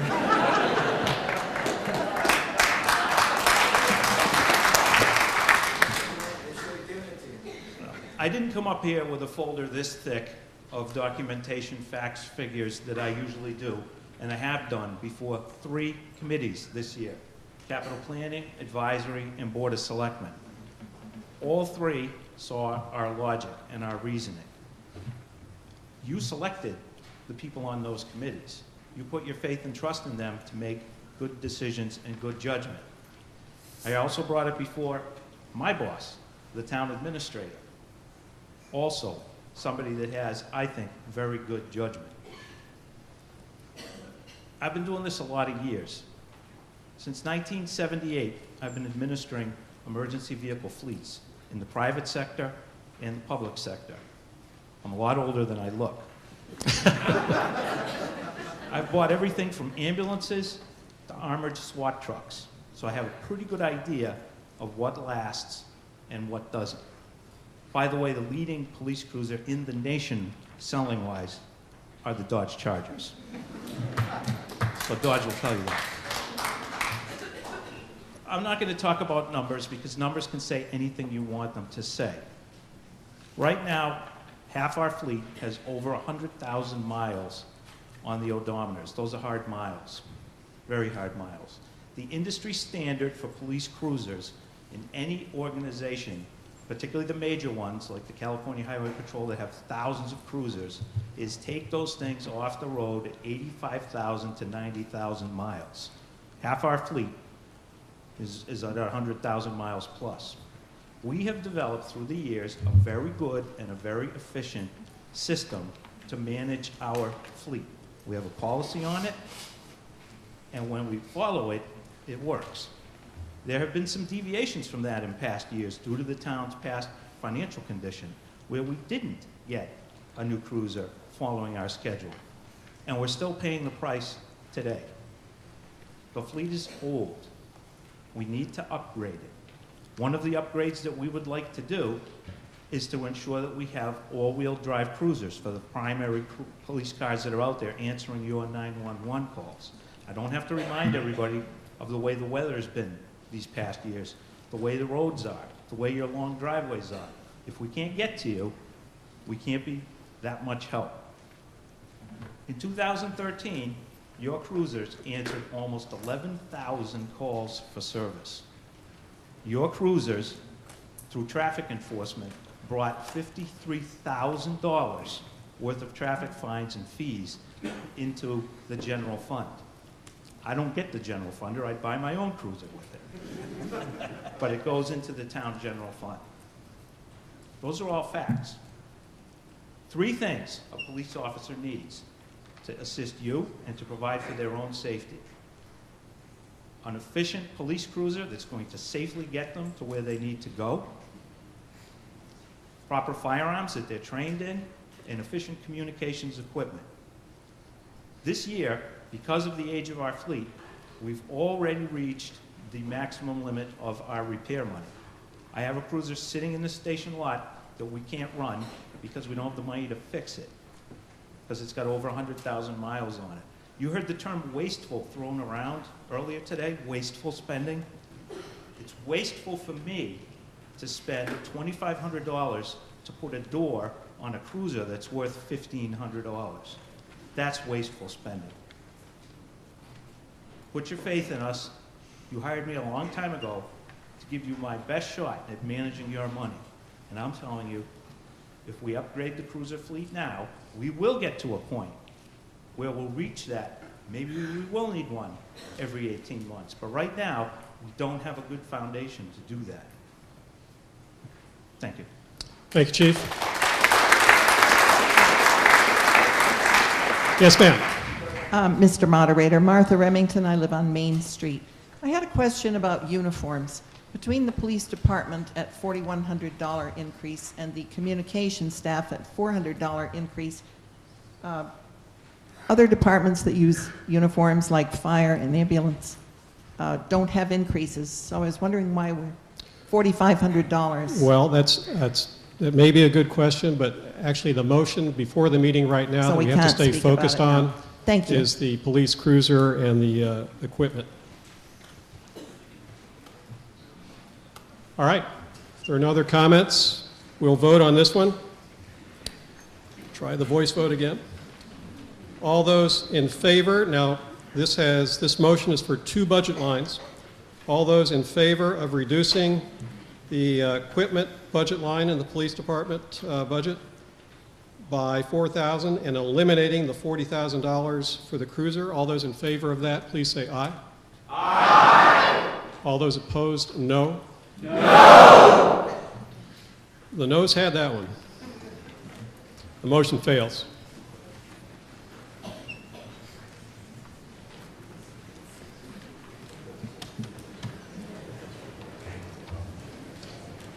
Okay, anything else, Mr. Lindsay? Yes. In the fire department, I move to eliminate item 220-5780, miscellaneous water holes, $20,000.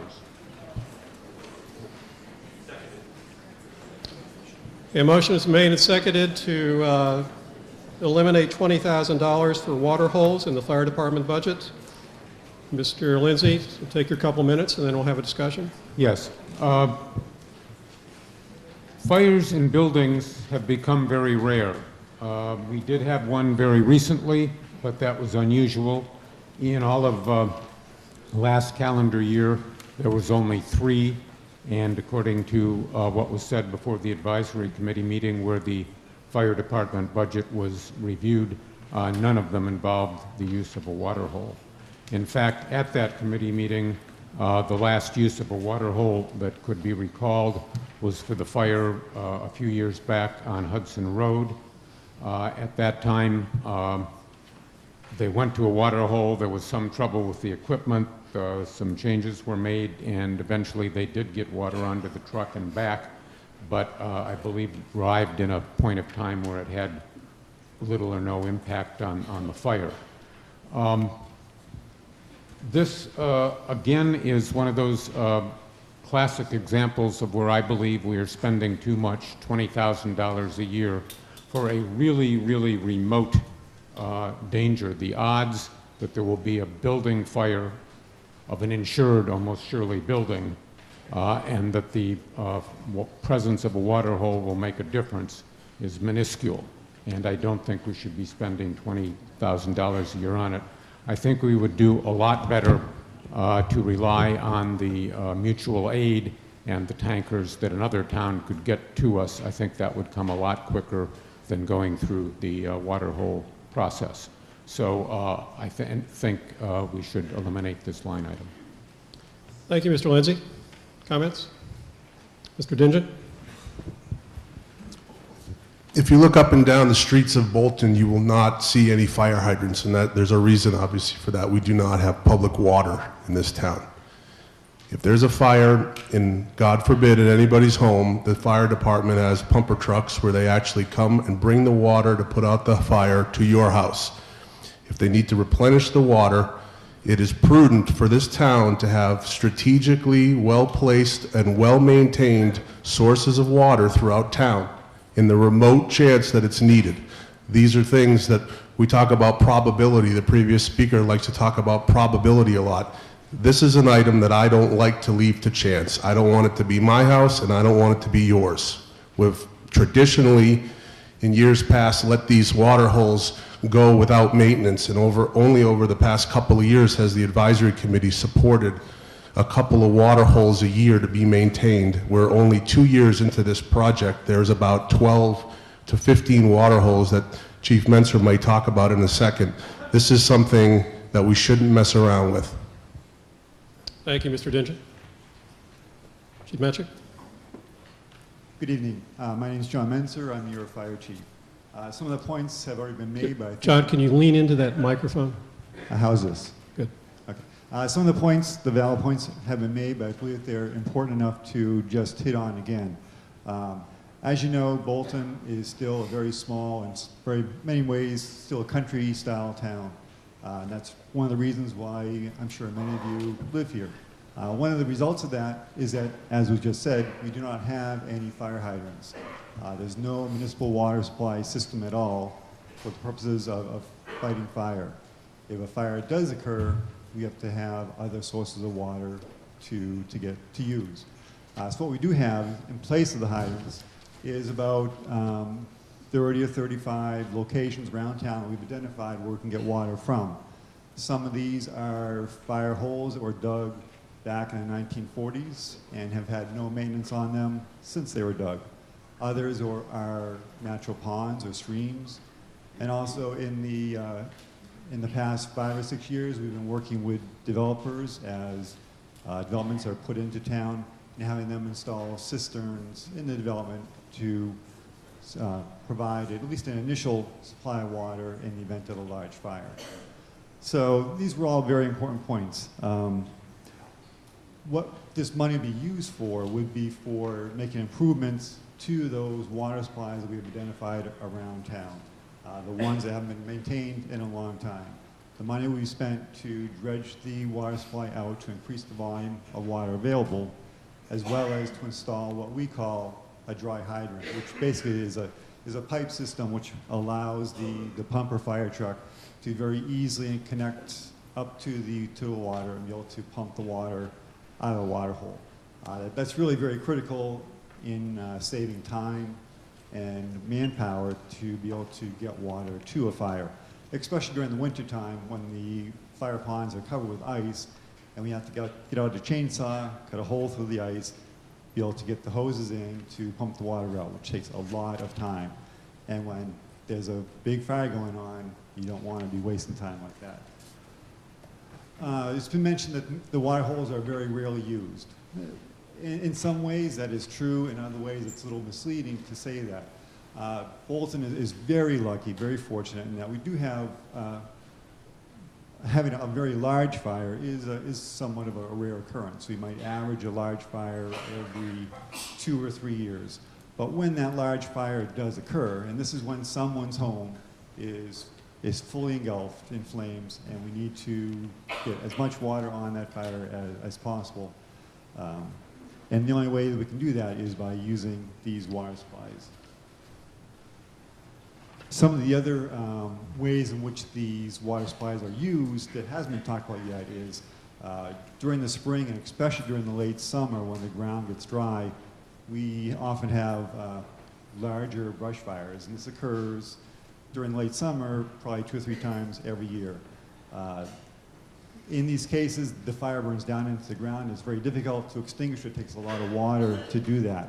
So by being able to get water from these water supplies, we reduce the amount of time, reduce the amount of manpower it takes to extinguish these brush fires.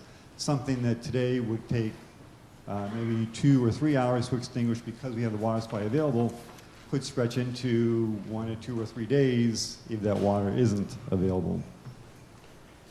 And also, just this early this year, we did have a propane incident in town, which did take a large amount of water to deal with. Again, where'd the water come from? It was one of the water supplies in your town that still needs to be maintained.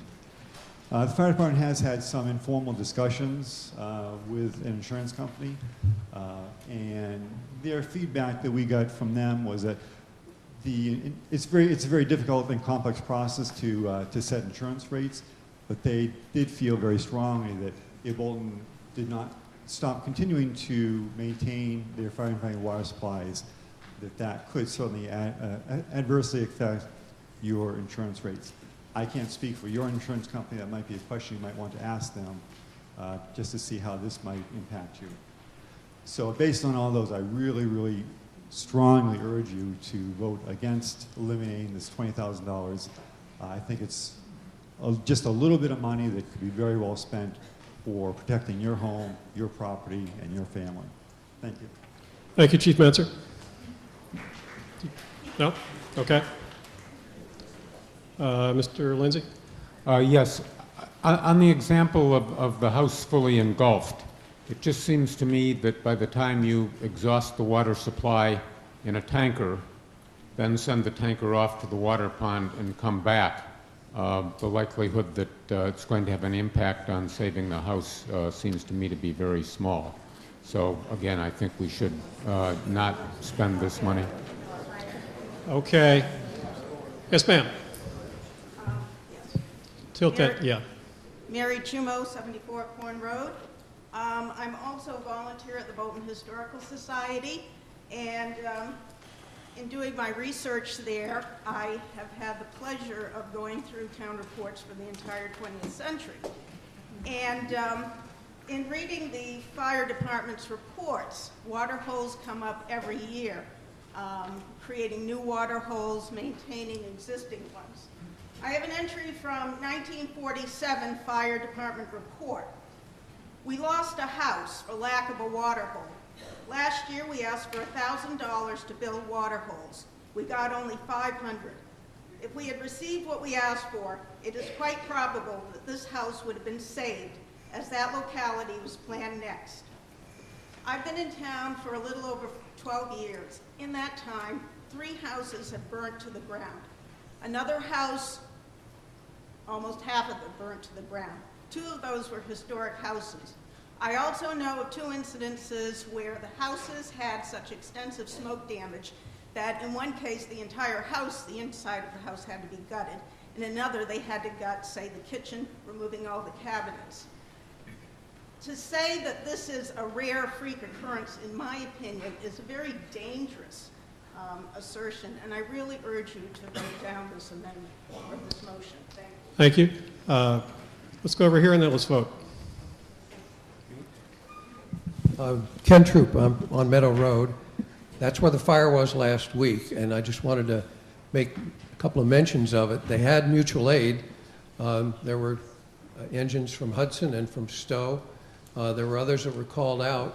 It turned out, fortunately, it was just a kitchen fire that destroyed the kitchen and the family room. But it was insurance. It was the procedure that they have to make sure that they're at the person's house to do what they need to do when it's going to be. And this is all part of it. Now, the one other thing I wanted to say, can't put it on a slide, but if you look at the Boston Globe West Weekly from April 24th of this year, there's a chart that shows a number of towns, including Bolton, and has the percentage of the budget spent on fire departments for all of those towns compared with the whole budget.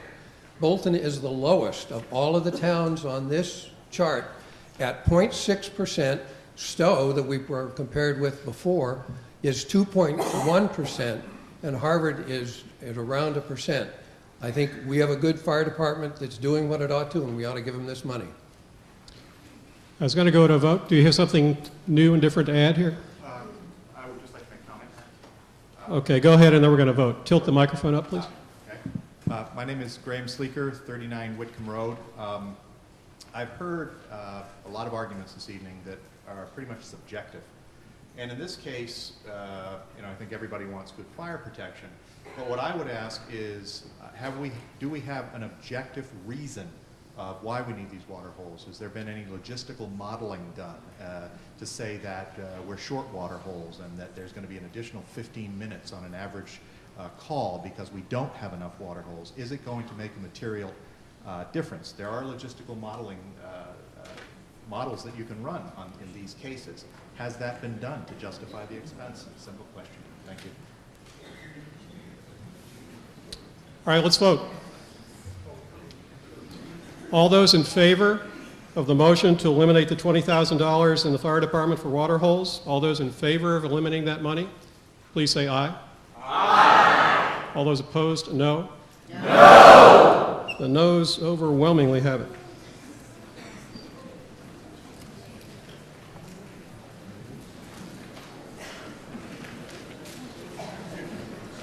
Okay, anything else in that section? Yes, Mr. Lindsay.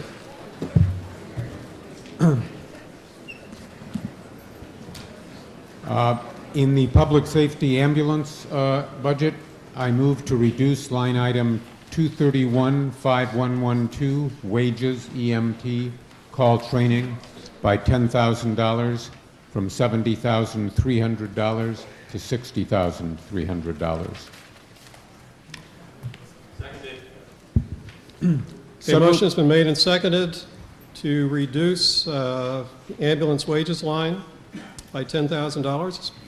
Mr. Lindsay, you want to give us your couple minutes? Yes. For several years back in the late 2000s, there was a problem with underestimates of what this budget would be, and we had a frequent problem with it coming above budget. Members of the advisory committee spent quite a bit of time with the ambulance director and developed a more realistic budget. They then, because it was posited by the ambulance director that because the town was growing older, there might be more ambulance runs, an extra $10,000 was just put on top of that budget. But it didn't happen. We did get older, but we didn't require more ambulance runs. And that budget kept coming in about $10,000 under. And this current year, the run rate at the time of the ambulance presentation to the advisory committee was continuing to run about 10,000 below that 70,300. So I believe we should budget just the 60,300. Again, remember, every dollar that you budget but don't really need to spend is an increase in your real estate taxes. And I really think with our tax rate, we need to do everything we can not to raise more than we need. Again, if it turns out that we do have a sudden upsurge in the number of ambulance calls, there are a variety of ways that transfers can be done to cover that. It isn't just the reserve fund run by the advisory, although that is a possibility, but their ability of the selectmen to make transfers in the last 17% of the budget season. So I think this could be covered. But I think the most likely thing is it will continue to run about 10,000 below the budget, and we should not be paying taxes to cover that. Thank you, Mr. Lindsay. Mr. Dingen. So the couple of points that you need to know. First off, the amount requested in fiscal 15 is exactly the same as the amount requested in fiscal 14. I've been on advisory for almost 7-8 years now. Traditionally, and Margie, who's here, does a fantastic job with the ambulance, but the ambulance call volume is so variable that there's been many years, most recent years, where she's come to us for an advisory transfer because she's simply run out of money. In fiscal 14, last fiscal year, I was the chairman of the advisory committee, and David, Mr. Lindsay alludes to the work that we did. We essentially built the ambulance budget from the ground up. We looked at the average 5 years of call volumes. We know the average number of responders on a call, and we know how much each of those responders makes per call. And we came up with a number for the fiscal 14 budget, again, the same that's in the budget before you, and we reset the ambulance wage item so that we would not be short funded again. There's been 6 months or 7 months of this fiscal year in 14, again, this new budget that we came up with. And yes, we are running under, but it's been 6 months of a correction that has plagued us for 3 or 4 years. We're hopeful that the variance that's favorable now continues, but we don't know. Again, this is a variable item that depends on the amount of ambulance calls. We'd like to see this year play out a little bit more before we start reacting to a 6-month run rate that we're under budget on a brand new scientifically calculated budget. So I ask you to please vote against this amendment. Thank you, Mr. Dingen. Yes, sir. Michael Zelikoff, Main Street. Public safety, it's good people doing good work. And every time I see an ambulance go by, I'm glad it's there, and I'd hate to vote that down and say, geez, somebody just had a heart attack or slipped and broke their hip, and we just couldn't get to them. That would be I'd feel really bad about that. Thank you. Thank you, Mr. Zelikoff. Other comments? Mr. Lindsay? Nobody's talking about not having the ambulance get there. The question is the budget and how much taxes we're going to pay for. And I disagree with the previous speaker from the advisory committee. I think there's an extra year in there of experience when that budget was rebuilt and we still ran 10,000 below. And I think when it was rebuilt, 10,000 was added to it for expansion, and it's been 1.5 years or more now since that time, and the expansion hasn't happened. And so I think we should reduce that and not raise taxes that we don't need to spend. Yes, ma'am. I'm sorry. Would you lean? Terry Abdelian, Vaughn Hill Terry, Road. would you lean into the microphone? Terry Abdelian, Vaughn Hill Road. Again, I was on advisory committee until recently, and I happen to know that what Mr. Dingen said is correct. It's a brand new calculation for the 2014 budget, which is only played out for 6 months. So that last bit of information I do not agree with, and I don't think is correct. Thank you. Thank you, Ms. Abdelian. Anything else? All right, let's vote. All those in favor of reducing the ambulance wage EMT call training line by $10,000, all those in favor of reducing it by $10,000, say aye. Aye. Opposed, no. No. The noes have it, the motion fails.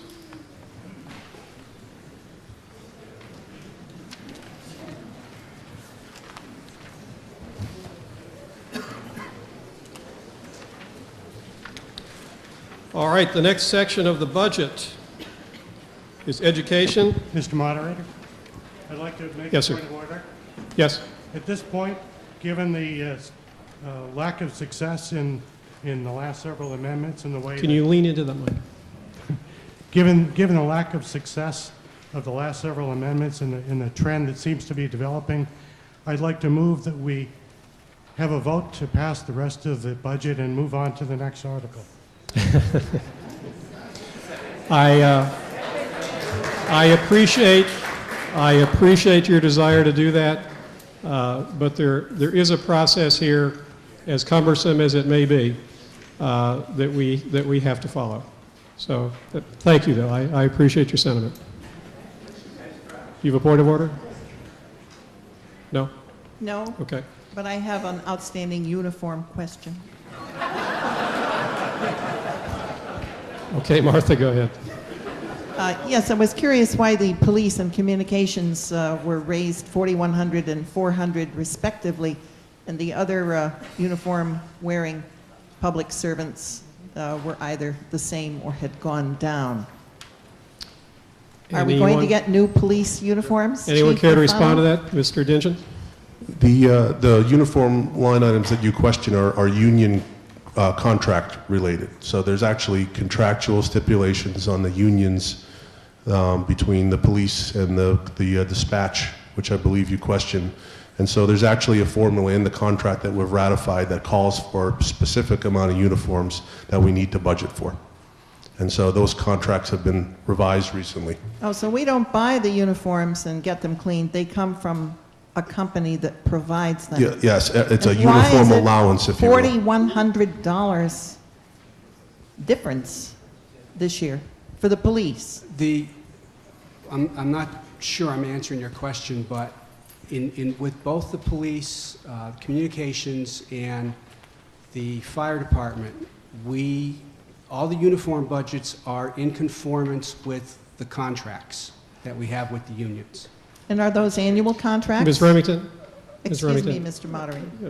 We're not having a separate conversation here, and we do need to move along. I believe your question was answered, so I'd like to move along with the rest of the budget. All right, I have one other question, Mr. Moderator. It refers to the $24,500 raise in the public safety maintenance budget. Thank you. Okay. Education, Neshoba Regional School District, $12,507,393. Minimad Regional Voc Tech, $389,596 for a total of $12,896,989. We have a brief presentation from the school district administration. You're welcome to come on up and do that, Mr. King.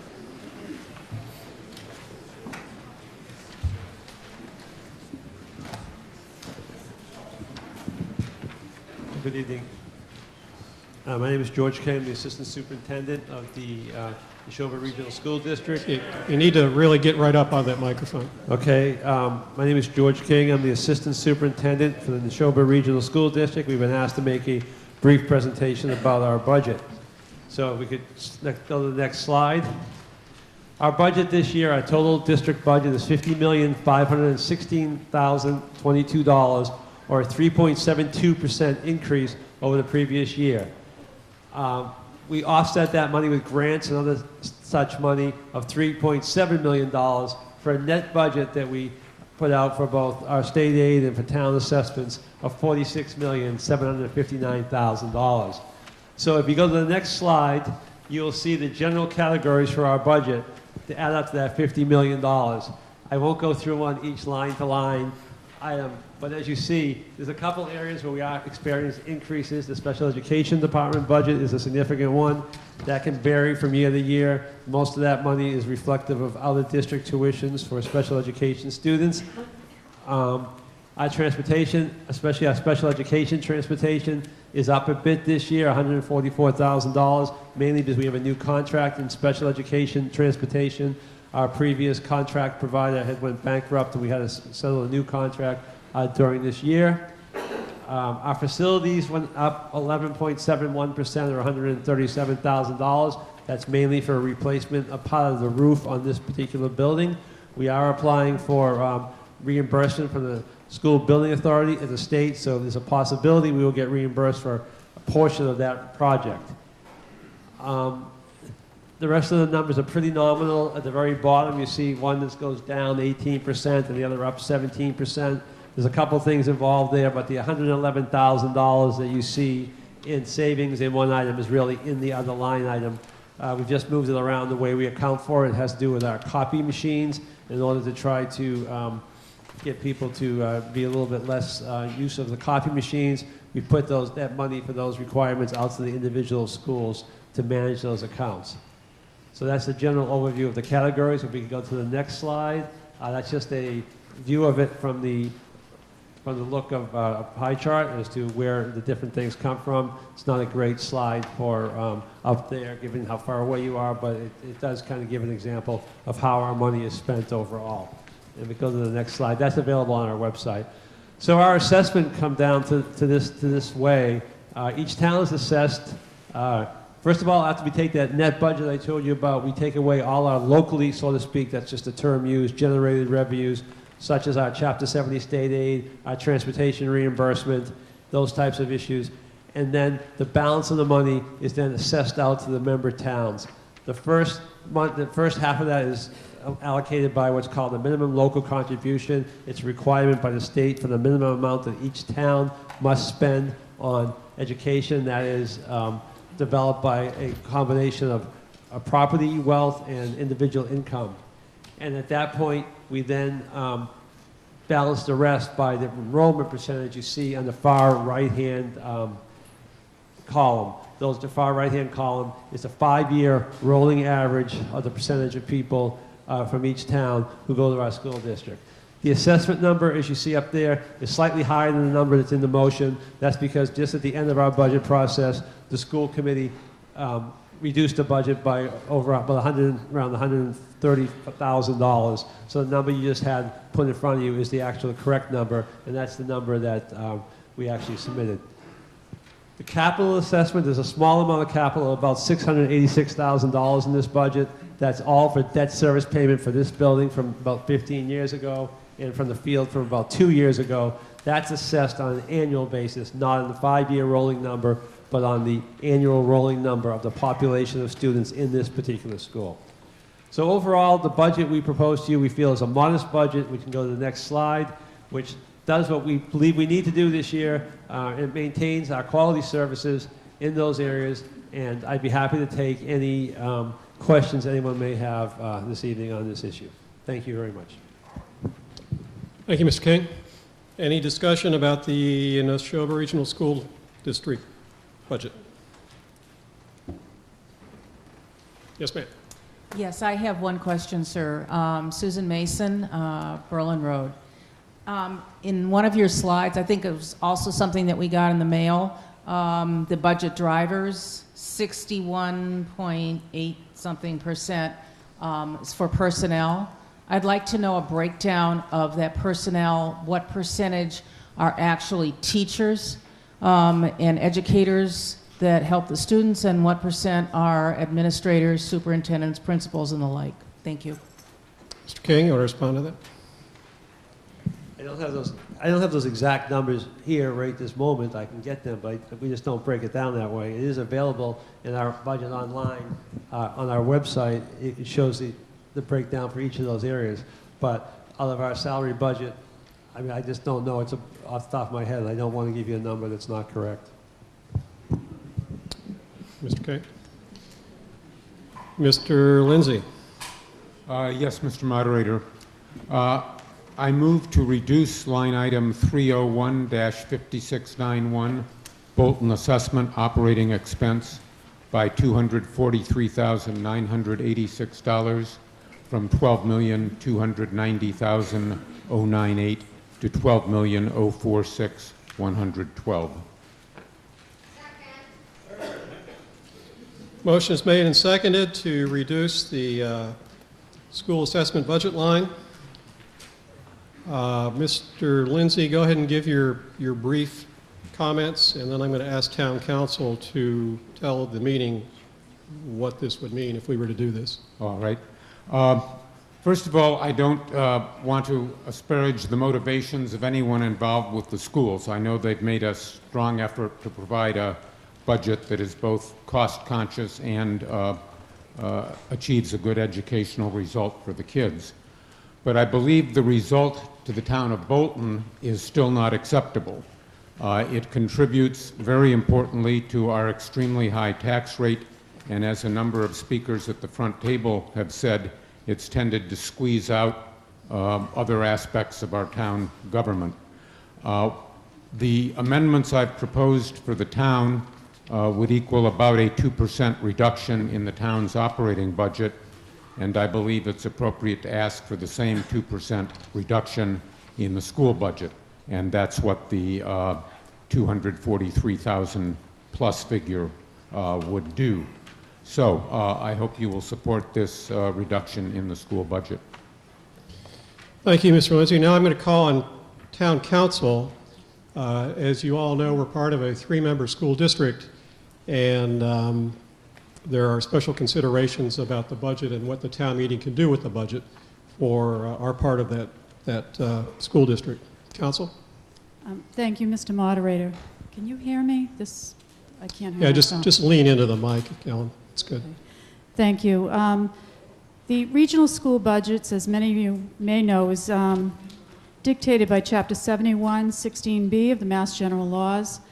It's required to be, once it's apportioned amongst the communities in your district, it is certified to the treasurer. It must be approved by 2/3 of the members, which a 3-member, there are 2/3. My understanding is it's already been approved in Stowe and Lancaster.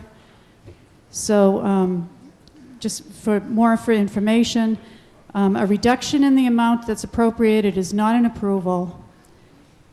If the other two communities did not approve this, the process is it goes back to the regional school committee. They have 30 days to reconsider.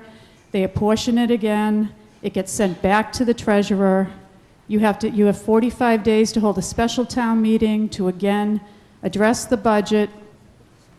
If ultimately the town doesn't address the budget, and in this case where the other two have already approved it, the town is responsible for paying their share of the budget. Even if you protest it, you're responsible for paying it, and then you get to dispute it later on.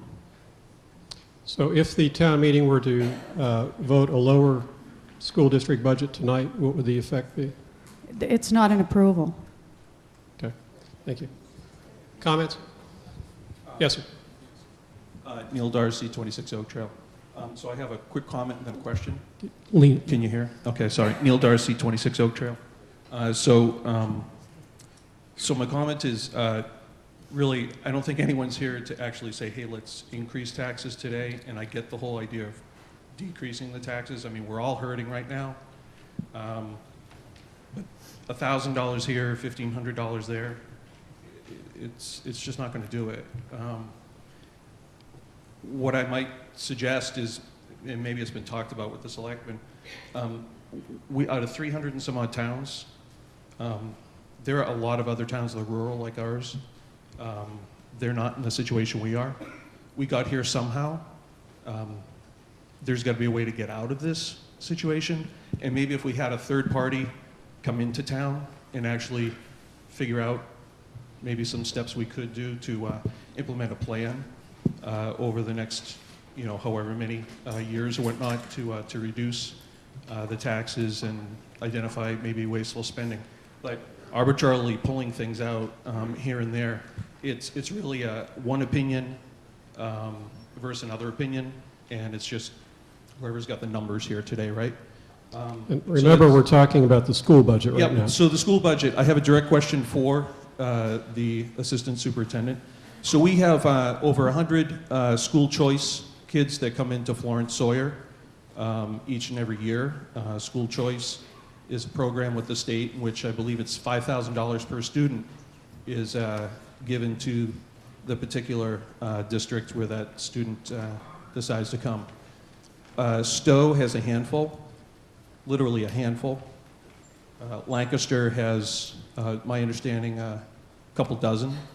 And yet we take that money that comes into Florence Sawyer and we split it equally among the 3 towns. That's the wear and tear on Florence Sawyer. Those 100 students cause, not cause, I mean they're great kids, but create, the space constraints that we get put under, the number of kids that are increased per teacher that the teachers have to struggle with trying to deal with these numbers. And I'd just like to know maybe how they came about figuring that out, that we should take 1/3 and give it out to another town that has just a handful of kids. That seems like a real win for them, and it doesn't seem much of one for us. So I just appreciate that. Thank you. Let's go to the next person here, and then Mr. King, you can respond, although that's not directly related to the motion before the meeting. It's somewhat, I guess. Yes, ma'am. Kathy Junta, Fox Run Road. Kathy, get it real close to that mic. Kathy Junta, Fox Run Road. Just a couple of points relative to the motion. The motion itself is misleading, and I'm fairly certain that the proposers know that and are well aware that you cannot vote a number, as has been pointed out by town council, that would simply be advisory, but it's either a yes or a no vote. The fact is that the school committee reports to you, the voters, the town meeting. That's why the budget comes here. That's why it's a line item in the budget. It is done separately because we are a region, and as such, since the other two towns have already voted yes, our vote is almost moot here, but we still have a right, and we should exercise our right to have a say on this particular budget. The other thing I noticed is in all the other amendments, we've gotten rationale around why the reduction has been what it is. Particularly, they didn't spend that much. There's this many of this thing. What we got here is a swag.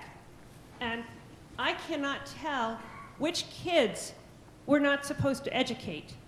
And the last time I checked, we educate all the children in this district to their full potential. And I am not willing to say that one child should be treated differently than another. So I urge you to vote this down. Thank you, Mr. Junta. Town council wanted to address the meeting. Council? Apparently it wasn't made very clear, since two of the districts have already approved the budget, this vote and the reduction really has no effect with respect to Bolton. So whatever you vote, since it's already been approved by 2/3, the school budget has been approved. Thank you, council. Mr. Lindsay, why don't you make a comment and then we'll vote. Yes, Mr. Moderator. I am aware that it's a question of approval or disapproval. I chose the specific amount so that the town would be indicating to the school committee and the school's administration what type of level of cut we thought would be appropriate. I don't want to pick and choose among which children get educated. I want a very small reduction in the expenditure and have it spread very evenly so that all the children get treated equally. Thank you, Ms. Lindsay. Yes, sir. I'm leaning in. Ron Pawelski, 45 Whitcomb Road. Good. The question that I have is I understand that this might be a fait accompli, but given that case, I'd like to poll the panel to each one of you and declare your intent whether you support this budget or not. Second comment is, I think it's unconscionable for the second, maybe third year in a row that a person from the school committee can come here being completely unprepared. Thank you, sir. Polling is not an option in this venue. Mr. Who was up? Sikansky?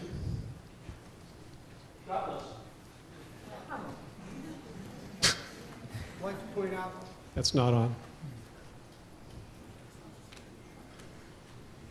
It's coming. You should just leave it on. There you go.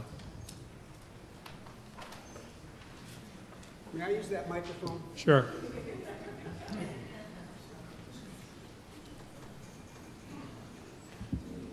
I'd like to point out that this amendment says nothing about how it's going to prove anything for the children that it affects.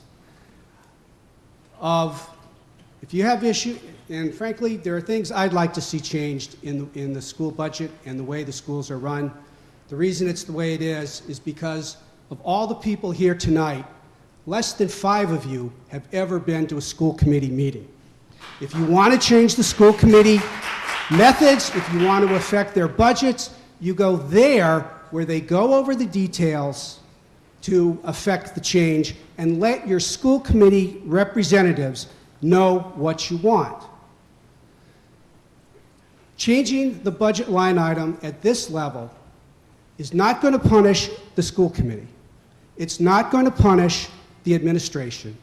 And if it were to go into effect, which it's not, it would only punish the students. Thank you, Mr. Sikansky. Yes, sir. Mr. Moderator, I'm just going to reiterate my question about the school choice. And Yes, the I financing. dropped the ball on that one. Thank you. Thank you. Mr. King, do you want to respond to that? Yes, first of all, I can respond to the other question from earlier too. Approximately, it depends how you cut it down, 2.5 million of our $31 million salary budget would be administrators, but it depends. That includes principals, vice principals, special education directors, that type of thing. You could cut it a few different ways, but some people do dual jobs, but that's approximately the answer to that question. We just don't classify the information that way, and I just don't want to give out information that's not correct.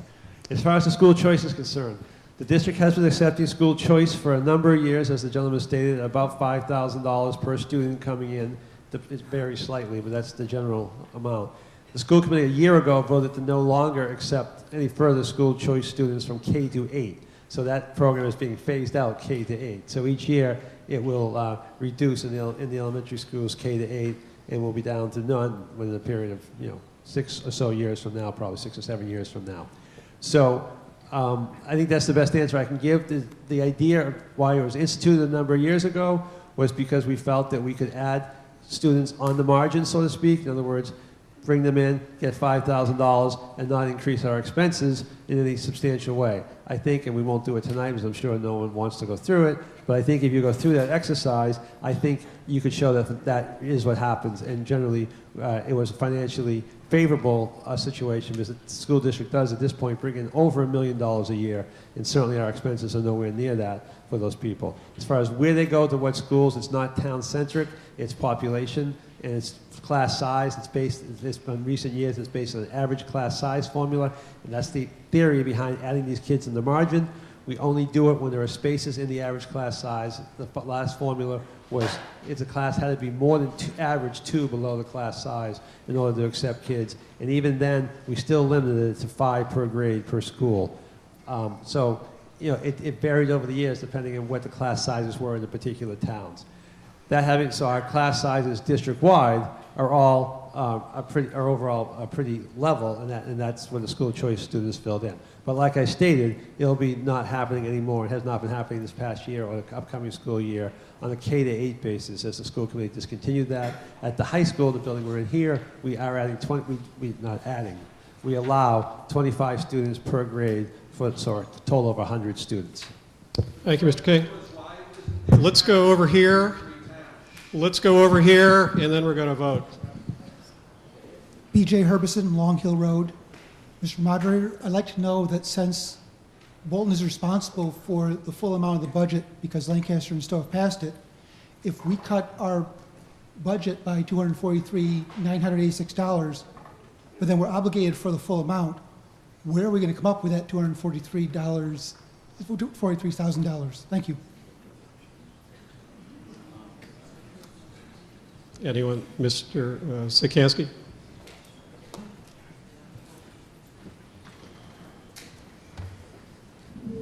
The net effect on the overall budget will be as though we had simply approved this.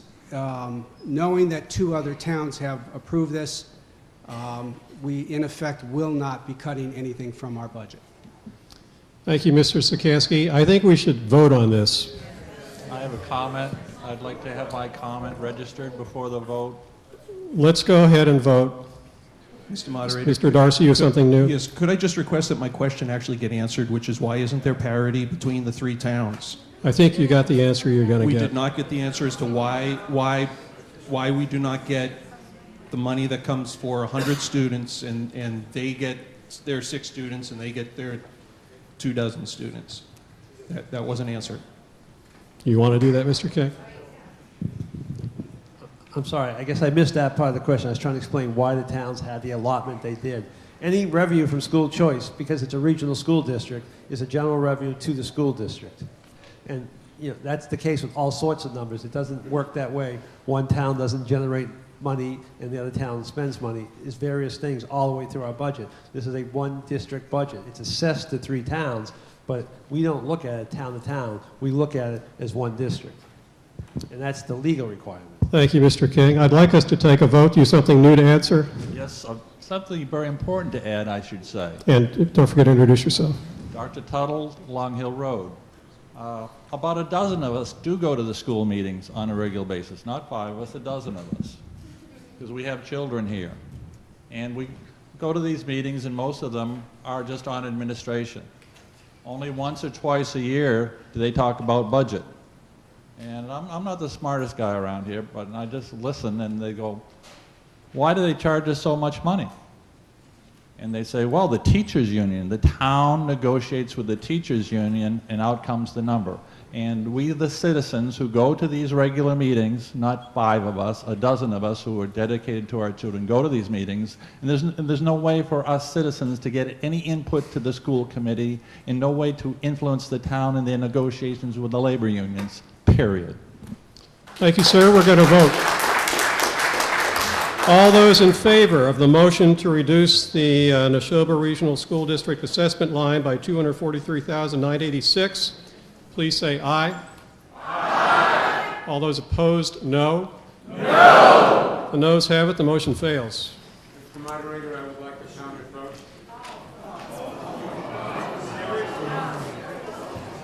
Mr. Lindsay, I think that is not in the best interest of this meeting. Whatever vote we take has no effect whatsoever anyway, and I tell you, standing up here listening, that was clearly a no vote in the majority.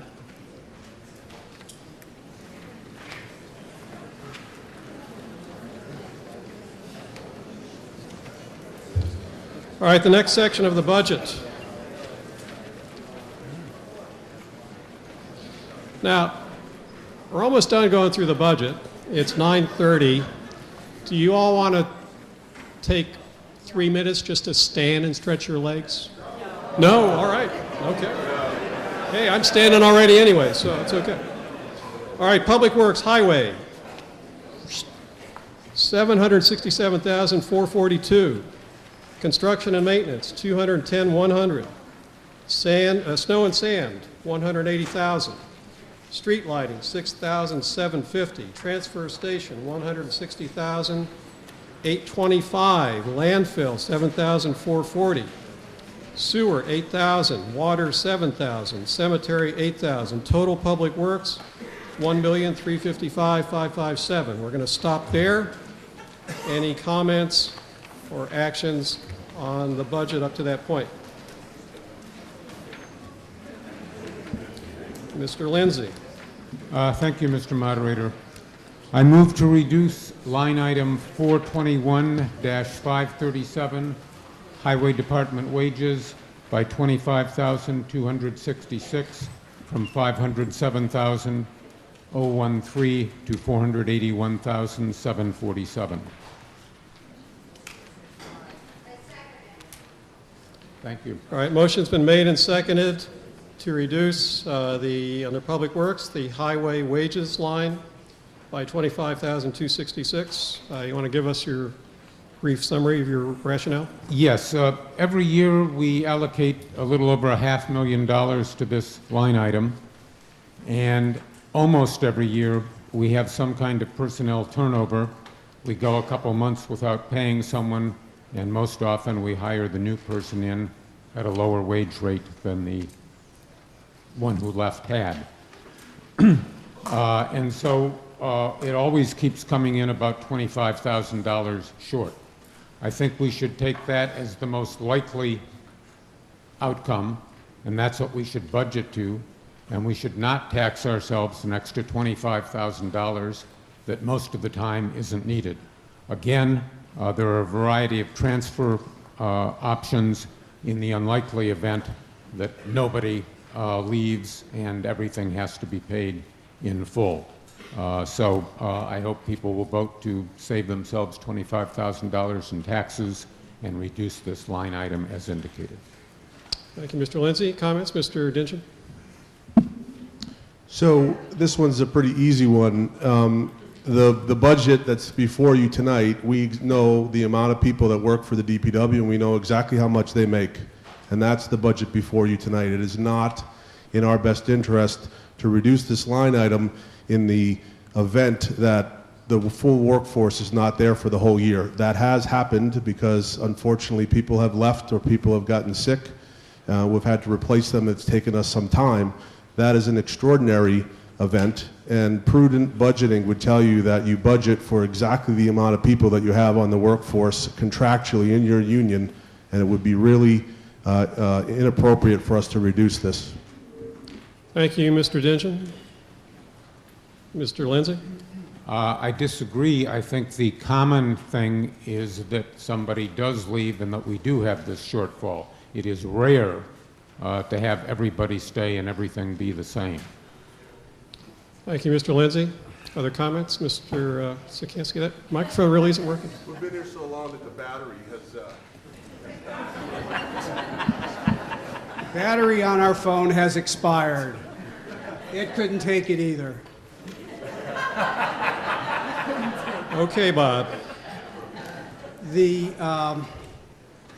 Once again, going back to the, if you've got a certain number of employees, you have a budget for them on a week. If somebody, you can't turn around and then say to the advisory committee, oh, this is an unexpected event. The fact that all of my employees worked every day that we hired them to work, you cannot go to the advisory committee and say that's an unexpected event. The selectmen can do transfers in the last couple of weeks of the fiscal year. What if you need the transfer before then? Thank you. Thank you, Mr. Sikansky. Mr. Lindsay? It would be an unusual event if everybody stayed exactly the same. And second, you're unlikely to need the transfer before the last 2 months because you'd have to be more than 17% over budget. And since I've proposed reducing the budget by 5% only, you're not going to go 17% over. Thank you, Mr. Lindsay. Let's go ahead and vote. All those in favor of the motion before the meeting to reduce the wages line in the highway department by $25,266, all those in favor of reducing it, say aye. Aye. Opposed, no. No. The noes have it, the motion fails.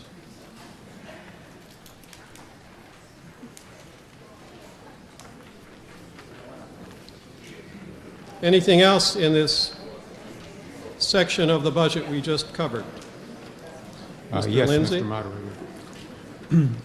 In Public Works Transfer Station, I move to reduce line item 433-5282, recycling hauling, by $4,000 from $18,000 to $14,000.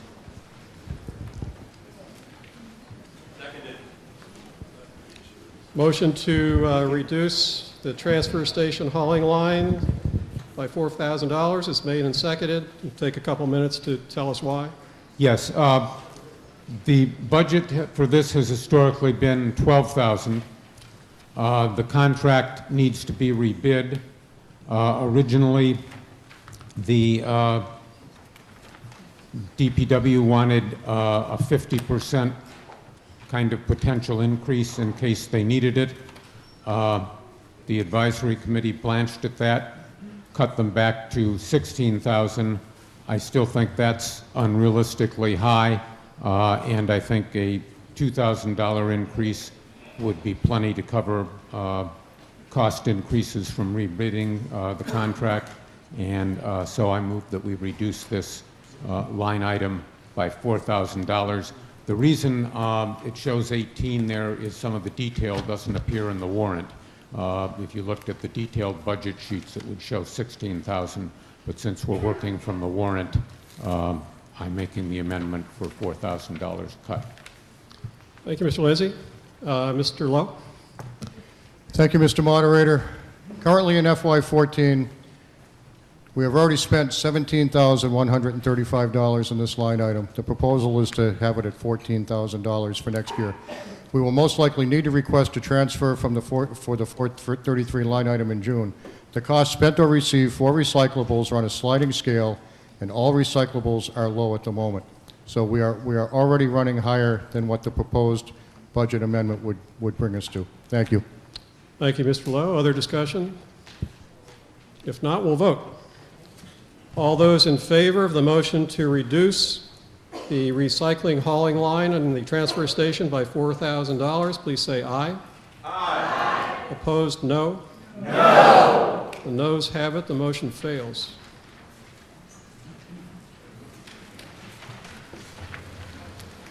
Anything else in that section? Yes, Mr. Mr. Lindsay. Moderator. In Public Works Cemetery, I move to reduce line item 491-5242 grounds maintenance by $2,500 from $5,000 to $2,500.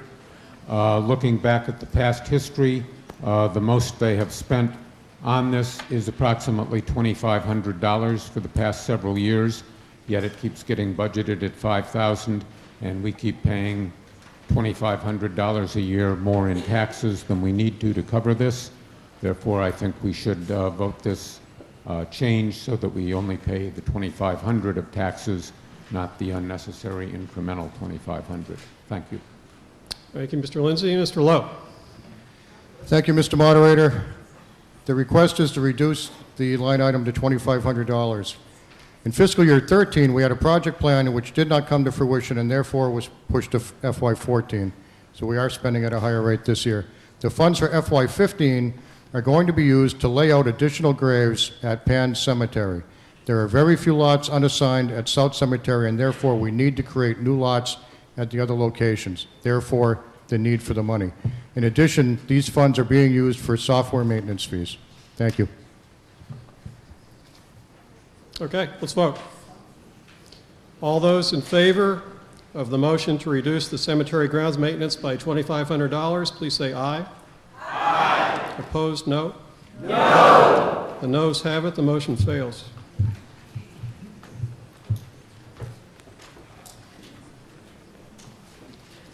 Okay, moving on to our next section of the budget. Human Services.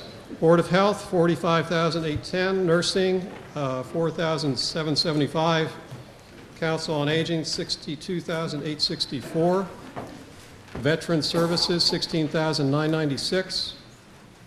Housing Authority, $100. Total Human Services, $130,545. We'll pause there. Any comments or action on anything up to that point? Mr. Lindsay. Yes, Mr. Moderator. I move to increase line item 541-5101 salary by $2,500 from $30,188 to $32,688, and to reduce line item 541-5137 wages by $5,200 from $12,750 to $7,550.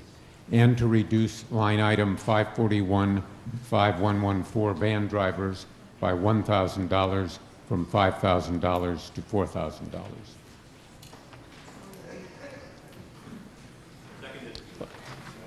Okay. It's been moved and seconded. Do you want to take your couple of minutes, Mr. Lindsay? Yes. The advisory committee rejected a proposal by the Council on Aging to create a new position, program director, which is a 10-hour position, which I believe would cost $5,200 a year. Their concern and my concern still is that it is adding another person to our town government, and I think headcount is a dangerous thing, because although this starts off very inexpensive, there's a way for these jobs to expand, become benefited, and become very expensive. So I think we should not, during this time of very high tax rate, add a new position. The advisory committee position on this was overruled by the selectmen, and it was put back in the budget.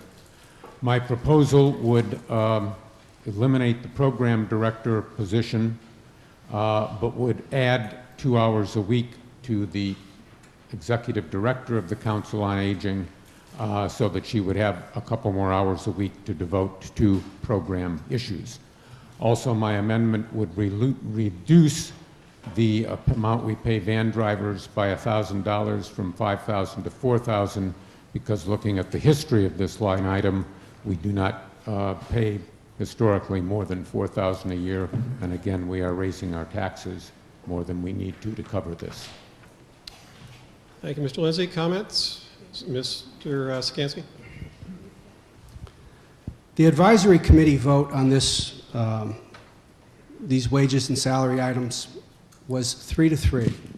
The motion to hire someone failed simply because it didn't get a majority. If the proposal before the advisory committee had been worded differently, a 3-3 vote would have meant approval of this position. So you shouldn't take this as overall disapproval of the advisory committee. At this point, we recommend that you vote against the motion. Thank you, Mr. Sikansky. Yes, ma'am. Penny Gherkin, Woodside Drive. Can you hear me? Penny, you need to lean into that microphone. I lean in, but I don't want to blow your eardrums out. That's okay. You know, this is me, not anybody else. The Council on Aging's budget has really not increased very much in the last 20 years, but the senior population has. We have presently 1,013 seniors who pay approximately 20% of the taxes in this town. You know, and they're fairly quiet.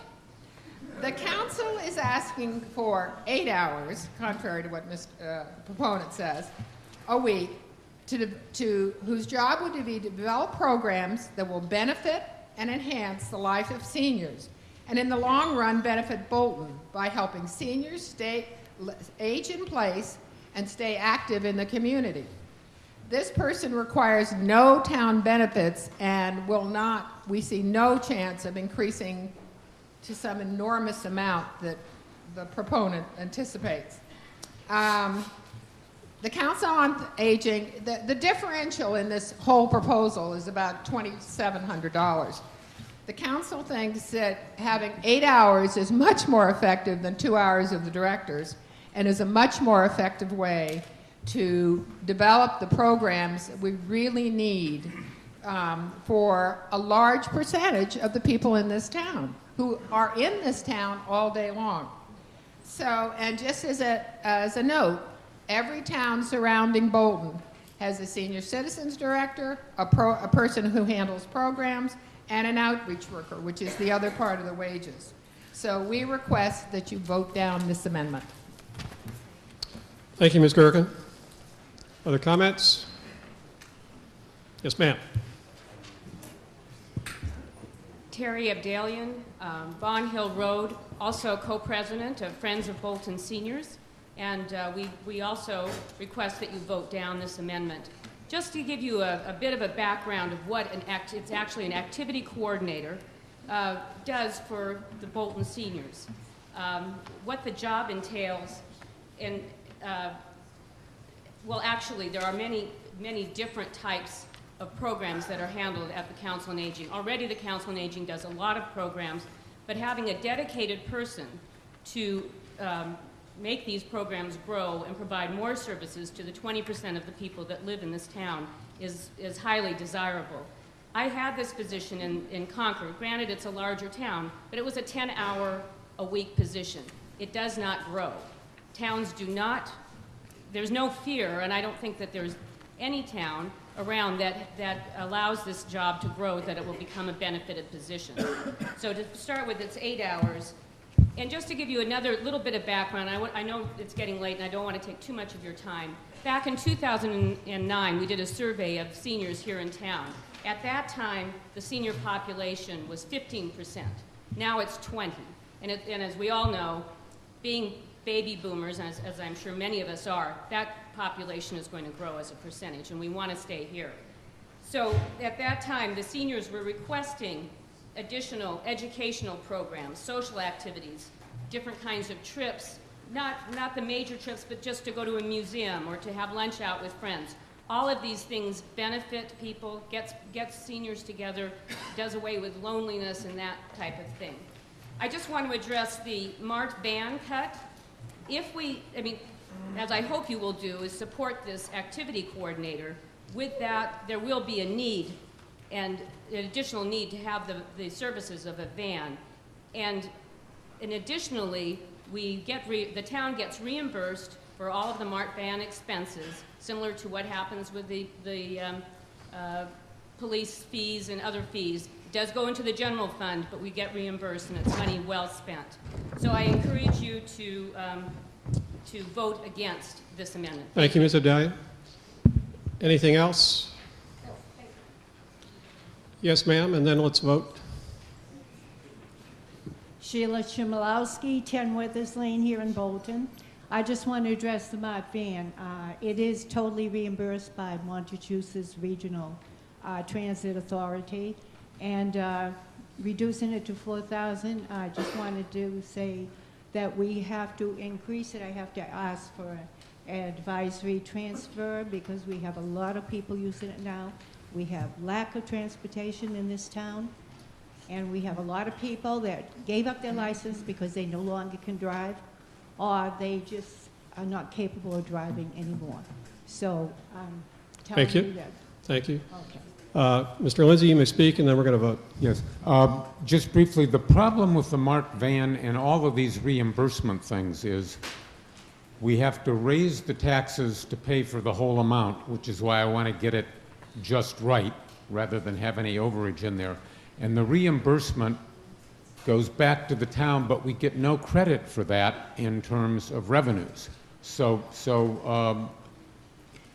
just because an expense is reimbursed doesn't mean you don't have to worry about what you put in the budget, because it's what you put in the budget that dictates the amount of taxes you're going to raise, whether or not that expense is reimbursed.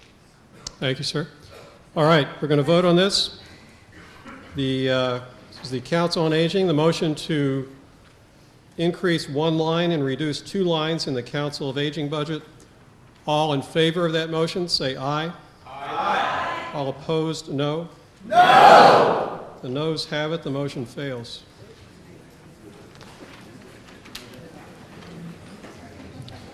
The next section of our budget, Culture and Recreation, Library, $397,602, Recreation, $26,859, Parks, $4,040, Historical Commission, $6,250, Celebration Memorial Day, $1,300, for a total Culture and Recreation, $436.51, and carrying through to the end. Debt principal and interest, $2,066,451. Employee benefits, $754,721. Other insurance, $68,782, for a total budget of $20,943,883. Any discussion or action on that last part of the budget? Yes, Mr. Moderator. Mr. Lindsay. Under Cultural and Recreation Library, I move to reduce line item 610-5114 wages by $32,923 from $177,354 to $144,431, and to reduce line item 610-5580 books by $6,837 from $68,376 to $61,531. Motion has been made and seconded to reduce two lines in the library budget. Give us your couple minutes, Mr. Lindsay, and we'll have discussion. Yes. I've compared our library operating expense with that of three, I think, similar neighboring towns, Foxborough, Harvard, and Stowe. We spend $76.74 per capita, whereas those three towns spend on average $58.39. So we spend 31% more than the average of those three neighboring towns on our library. If we were to reduce our library spending by 10%, which is what I'm proposing, it would still be above that average, we would be above what Boxborough spends.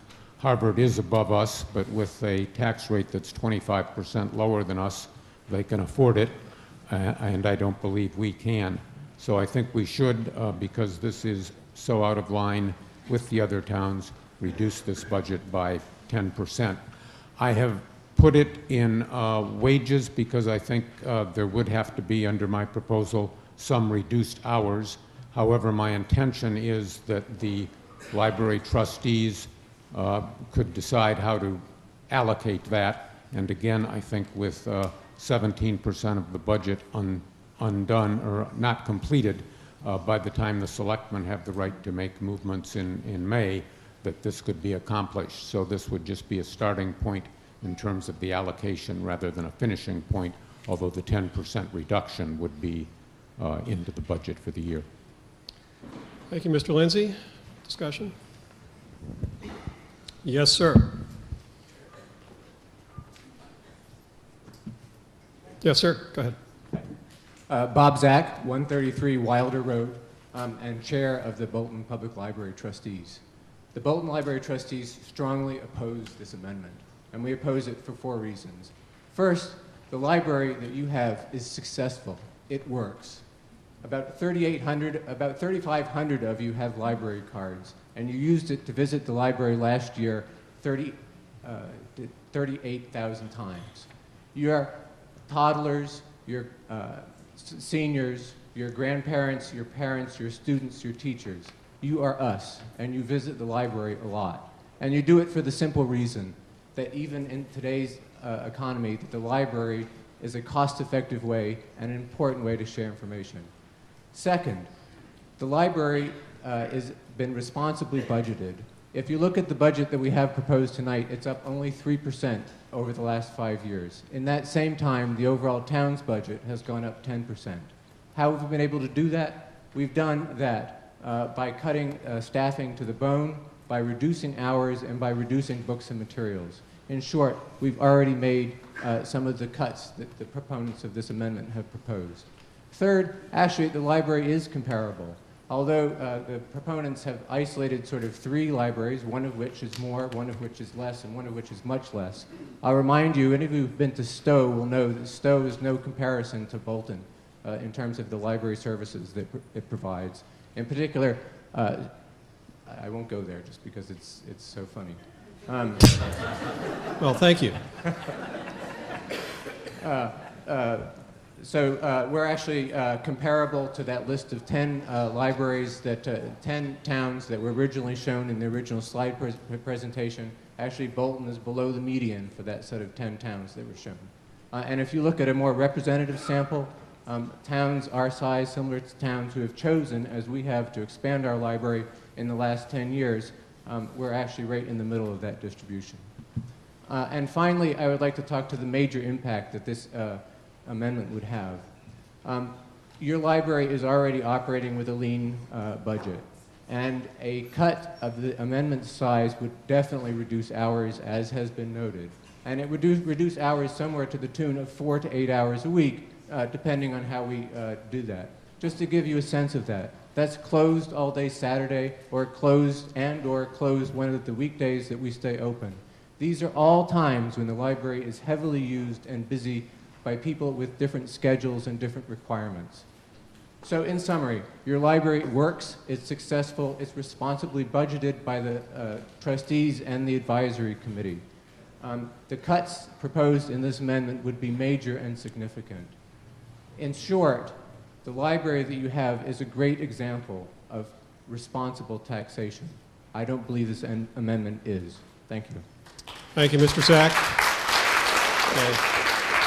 Yes, ma'am. Maureen Strapco, Powder Hill Road, Bolton, Mass. Also, library director, the town of Boxborough for 15 years. I strongly oppose this amendment. I think Mr. Lindsay's group, his facts are used somewhat loosely. The library in Boxborough is 12,000 square feet. It's 1 floor built on a slab. We never have less than 3 staff members at all times in the library, running the library. To run a library in the 21st century, you need trained and educated staff. The other thing is, as far as reducing the books or the materials budget, we are bound by the Massachusetts Board of Library Commissioner for a town of 5,000 to spend over 20% of our operating budget on library materials. You cut this, we are no longer accredited in Bolton.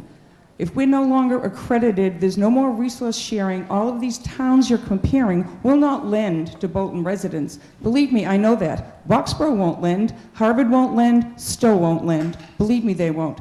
The other thing is, we received 40% of the funds to build the library from the state. If we're not accredited, we pay back those funds to the state. This is a no-win situation. Everyone from 0 to 100 uses our library, whether remotely or in person. Please vote down this amendment. Thank you, Ms. Strathco. Yes, Pam over here, and then down to advisory. Lee Shanny, Wilder Road. Am I close enough to the mic? You got to lean into that, Lee. More so. Okay. I'm also a library trustee. I urge you, as Bob did, to say that we should not vote for this. I'd like to turn it around a little bit from not only what you would lose, but we have a wonderful staff that is very small and very lean and only there barely enough to keep that library open when we're open. They work very, very hard for the 70% of you who use our services, to serve you well, to buy what you need, to get what you need from not only our libraries in the central system, but from all over the country when necessary. This recommendation to cut the wages line of our staff is an 18.6% cut in their wages. I find that personally outrageous. That is just unconscionable. And I think you've got to think about it from their willingness to serve you and how they would feel about the message this would send to them about how you do or do not value their services. Please vote this down. Thank you, Ms. Shannon. Mr. Sikansky and then Mr. Lindsay. The wages at the library are high for the reason that we're a multi-story building, and you have to have 2 people on each floor because of if you work in a organization with children, you know what's called it's called too deep leadership in some places, it's called too deep safety places in others, and it's 2 as in TWO, in that no adult should be left alone with a child not their own. It protects the child, that policy. It protects both adults, and it protects the town from any liability charges if something should happen in the library. Now, Boxborough has a 1-story building. It's a greenfield site. They didn't have to adapt it from someplace else. The sight lines in the place are excellent, and they can cover a lot more area because of that fine architecture and because of the great sight lines. So the reason we have higher staffing is to protect the children, and that is as it should be. Thank you, Mr. Sikansky. Mr. Lindsay. Yes, I just wanted to respond to the voter who is also a director of the Boxborough Library. The books cut was exactly proportional to the operating budget, so we would still be at the appropriate percentage required by the state, and I don't think there would be any threat to our accreditation by this budget change. Thank you, Mr. Lindsay. Let's vote.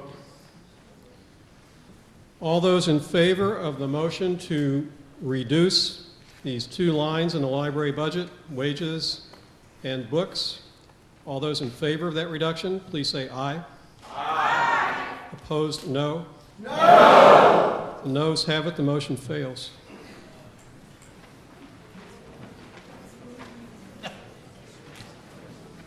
And anything else as we try to wrap up our budget here?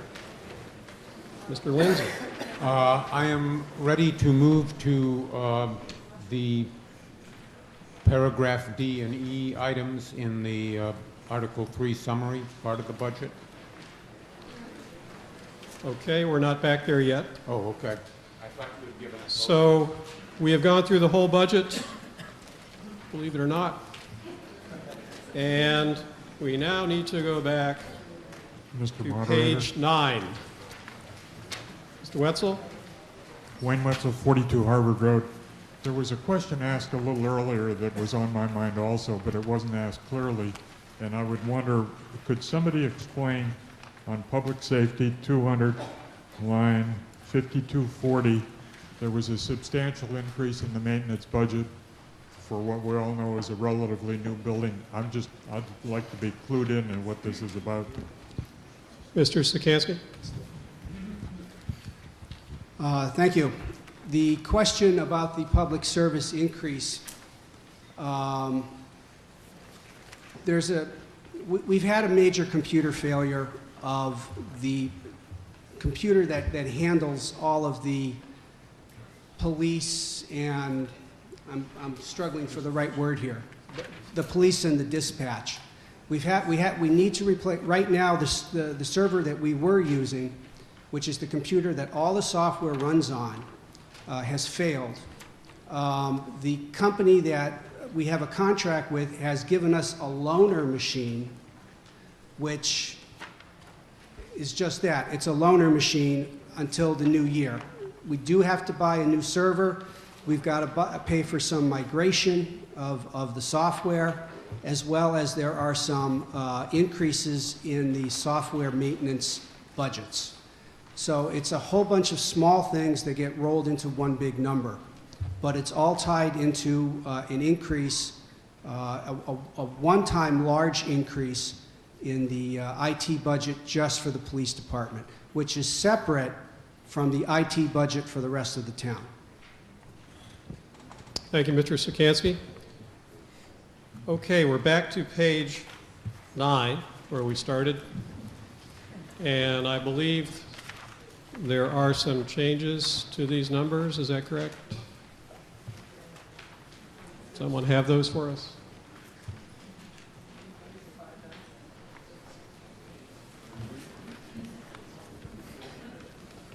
Mr. Lowe? Mr. Dingen?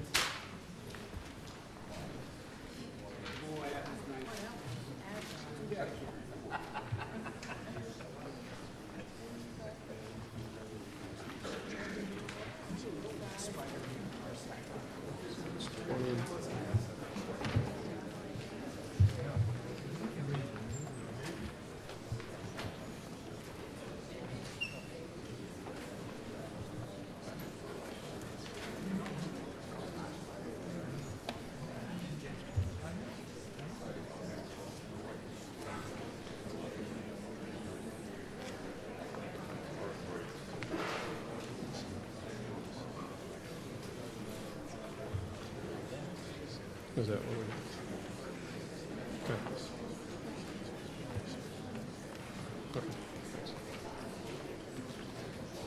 Okay, after going through all those motions to amend, those that passed have changed under Article 3.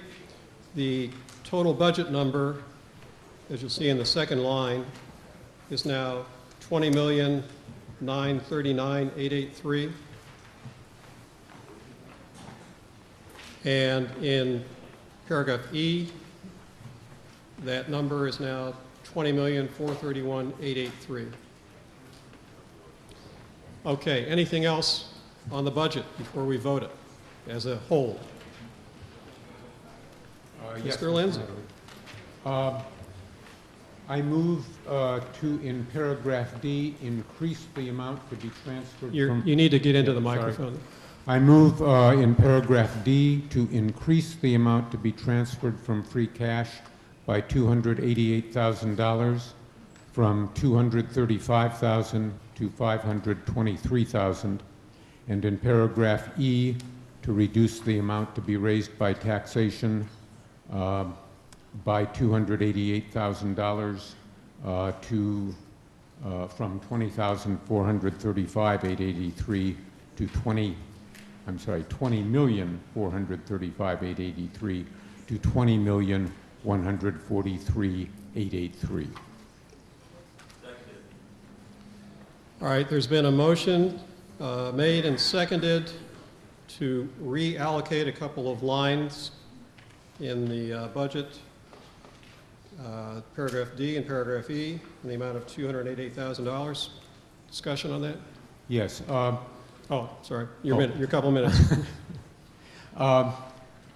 The Selectmen and Advisory Committee have adopted the same unencumbered cash reserve final target amount of the budget process.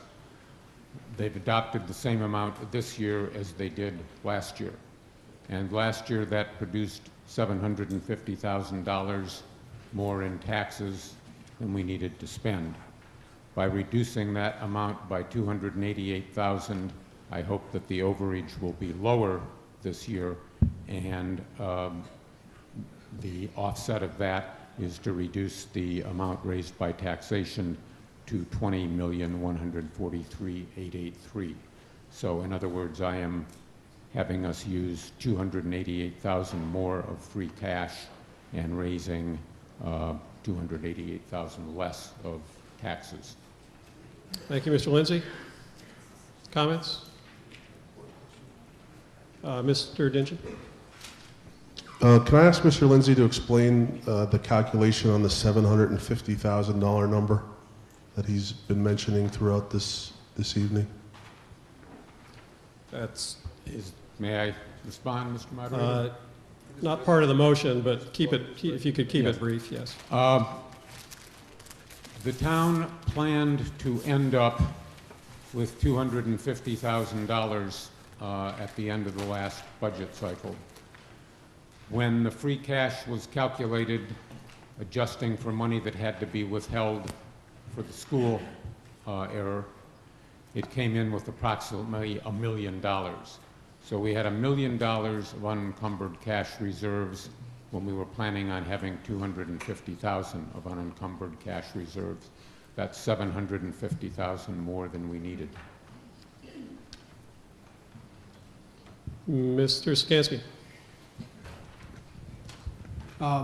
It's very disturbing, but the cash target at the end of fiscal 13 was $500,000, not $250,000. You seem to be confusing the facts between fiscal 13 and fiscal 14. Thank you, Mr. Sikansky. Any other discussion on this motion? If not, we'll vote. The motion is to increase paragraph D by $288,000 and to decrease paragraph E by an equal amount. All in favor of that motion, say aye. Aye. All opposed, no? No! The noes have it, the motion fails.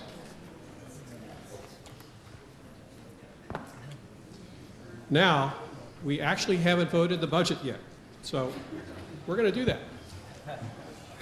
All of those in favor of the motion to pass the fiscal year 2015 operating budget in the amount of $20,939,883.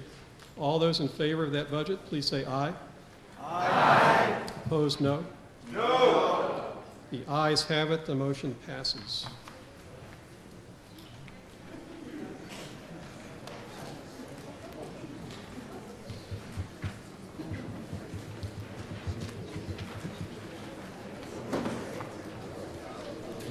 Okay, folks, it's 10:14. We just finished Article 3 out of, I think it's 31.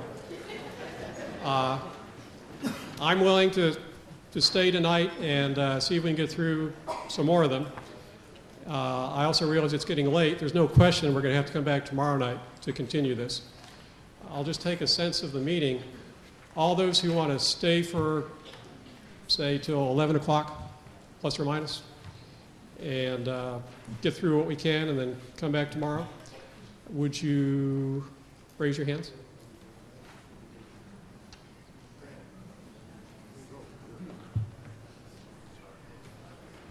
Well, that's roughly half.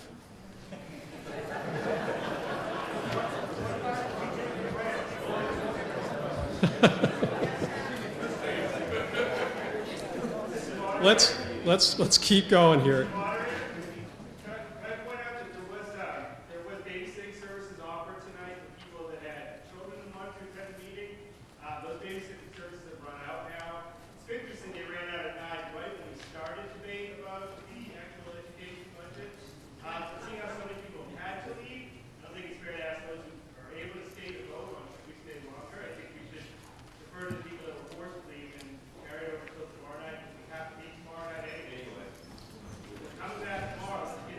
Well, let me do a count. How many of you want to go home right now? Jeez.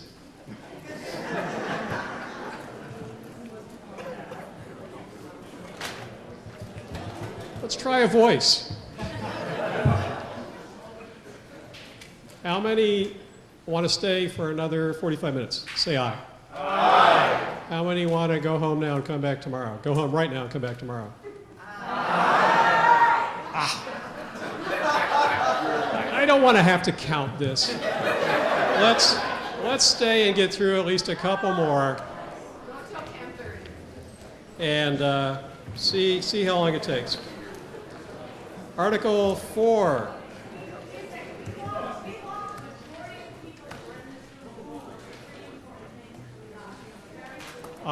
We have a quorum here, and that's all we need.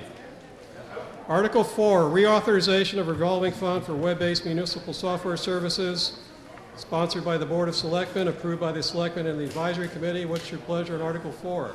I move the motion, Mr. Moderator. Second. Motion's been moved and seconded. Is there any discussion on motion under Article 4? If not, we'll vote. All those in favor of the motion under Article 4 for reauthorization of the revolving fund for web-based municipal software services, say aye. Aye. Opposed, no. Passes unanimously.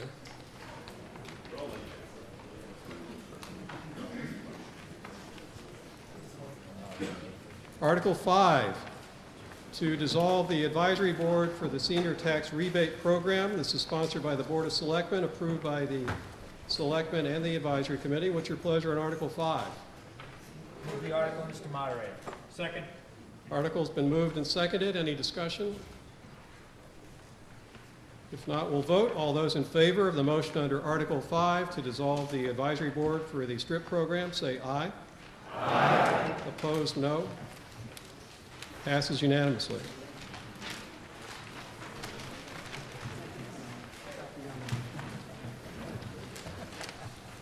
Article 6, amendments to the district agreement for the Minuteman Regional Vocational School District, sponsored by Minuteman Regional Vocational School District, approved by the Selectmen and the Advisory Committee.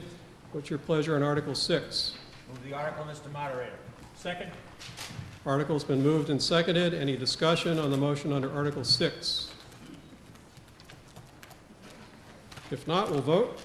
All those in favor of the motion to amend the district agreement with Minuteman, please say aye. Aye. Opposed, no. Passes unanimously.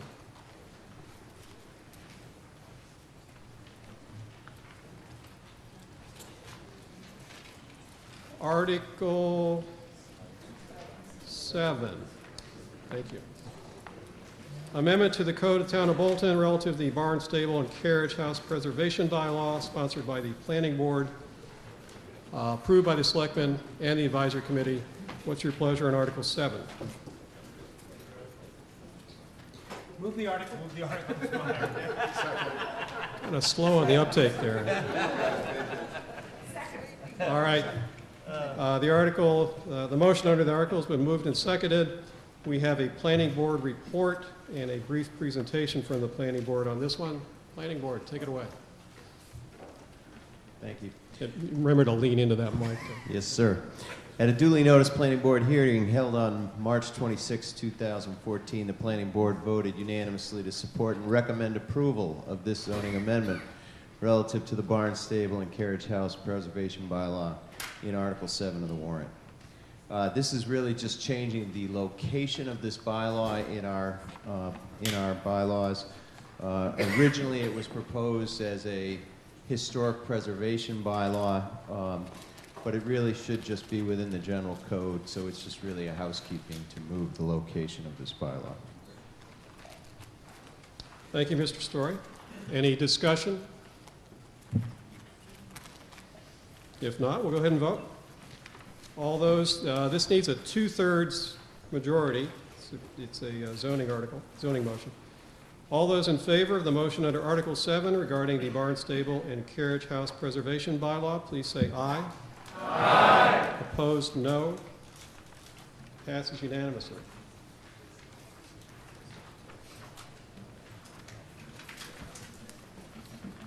Article 8, amendment to the code of the town of Bolton to amend Division 1, part blah, blah, blah, barn, stable,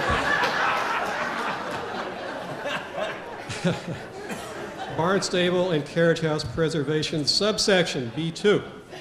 It's sponsored by the Planning Board, approved by the Selectmen and Advisory Committee. What's your pleasure, somebody, on Article 8?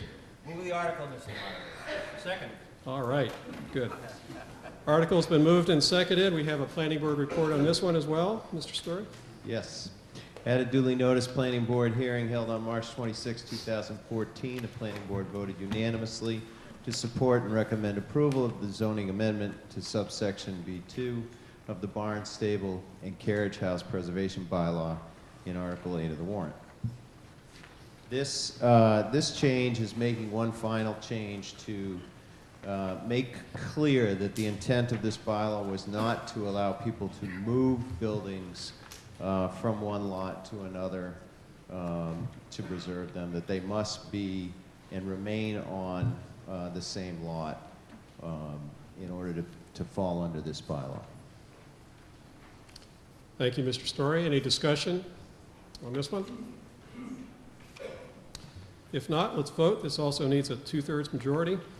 All those in favor of the motion under Article 8, barn, stable, carriage house preservation, please say aye. Aye. Opposed, no. Passes unanimously.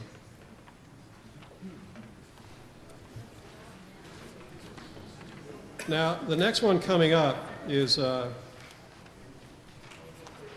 big and more involved motion. And I am inclined to stop where we are and come back tomorrow night and start with the, this overlay, Article 9, regarding the overlay district. Now, to do that, we need, moderator is not supposed to ask for motions, but I'm going to do that. We need a motion to what's called adjourn to a time certain, which would be to adjourn to 7 o'clock tomorrow night here. Someone actually has to say that. I'd like to make a motion to adjourn. To tomorrow night. And resume tomorrow night. At 7 o'clock. At 7 o'clock. Here. Here.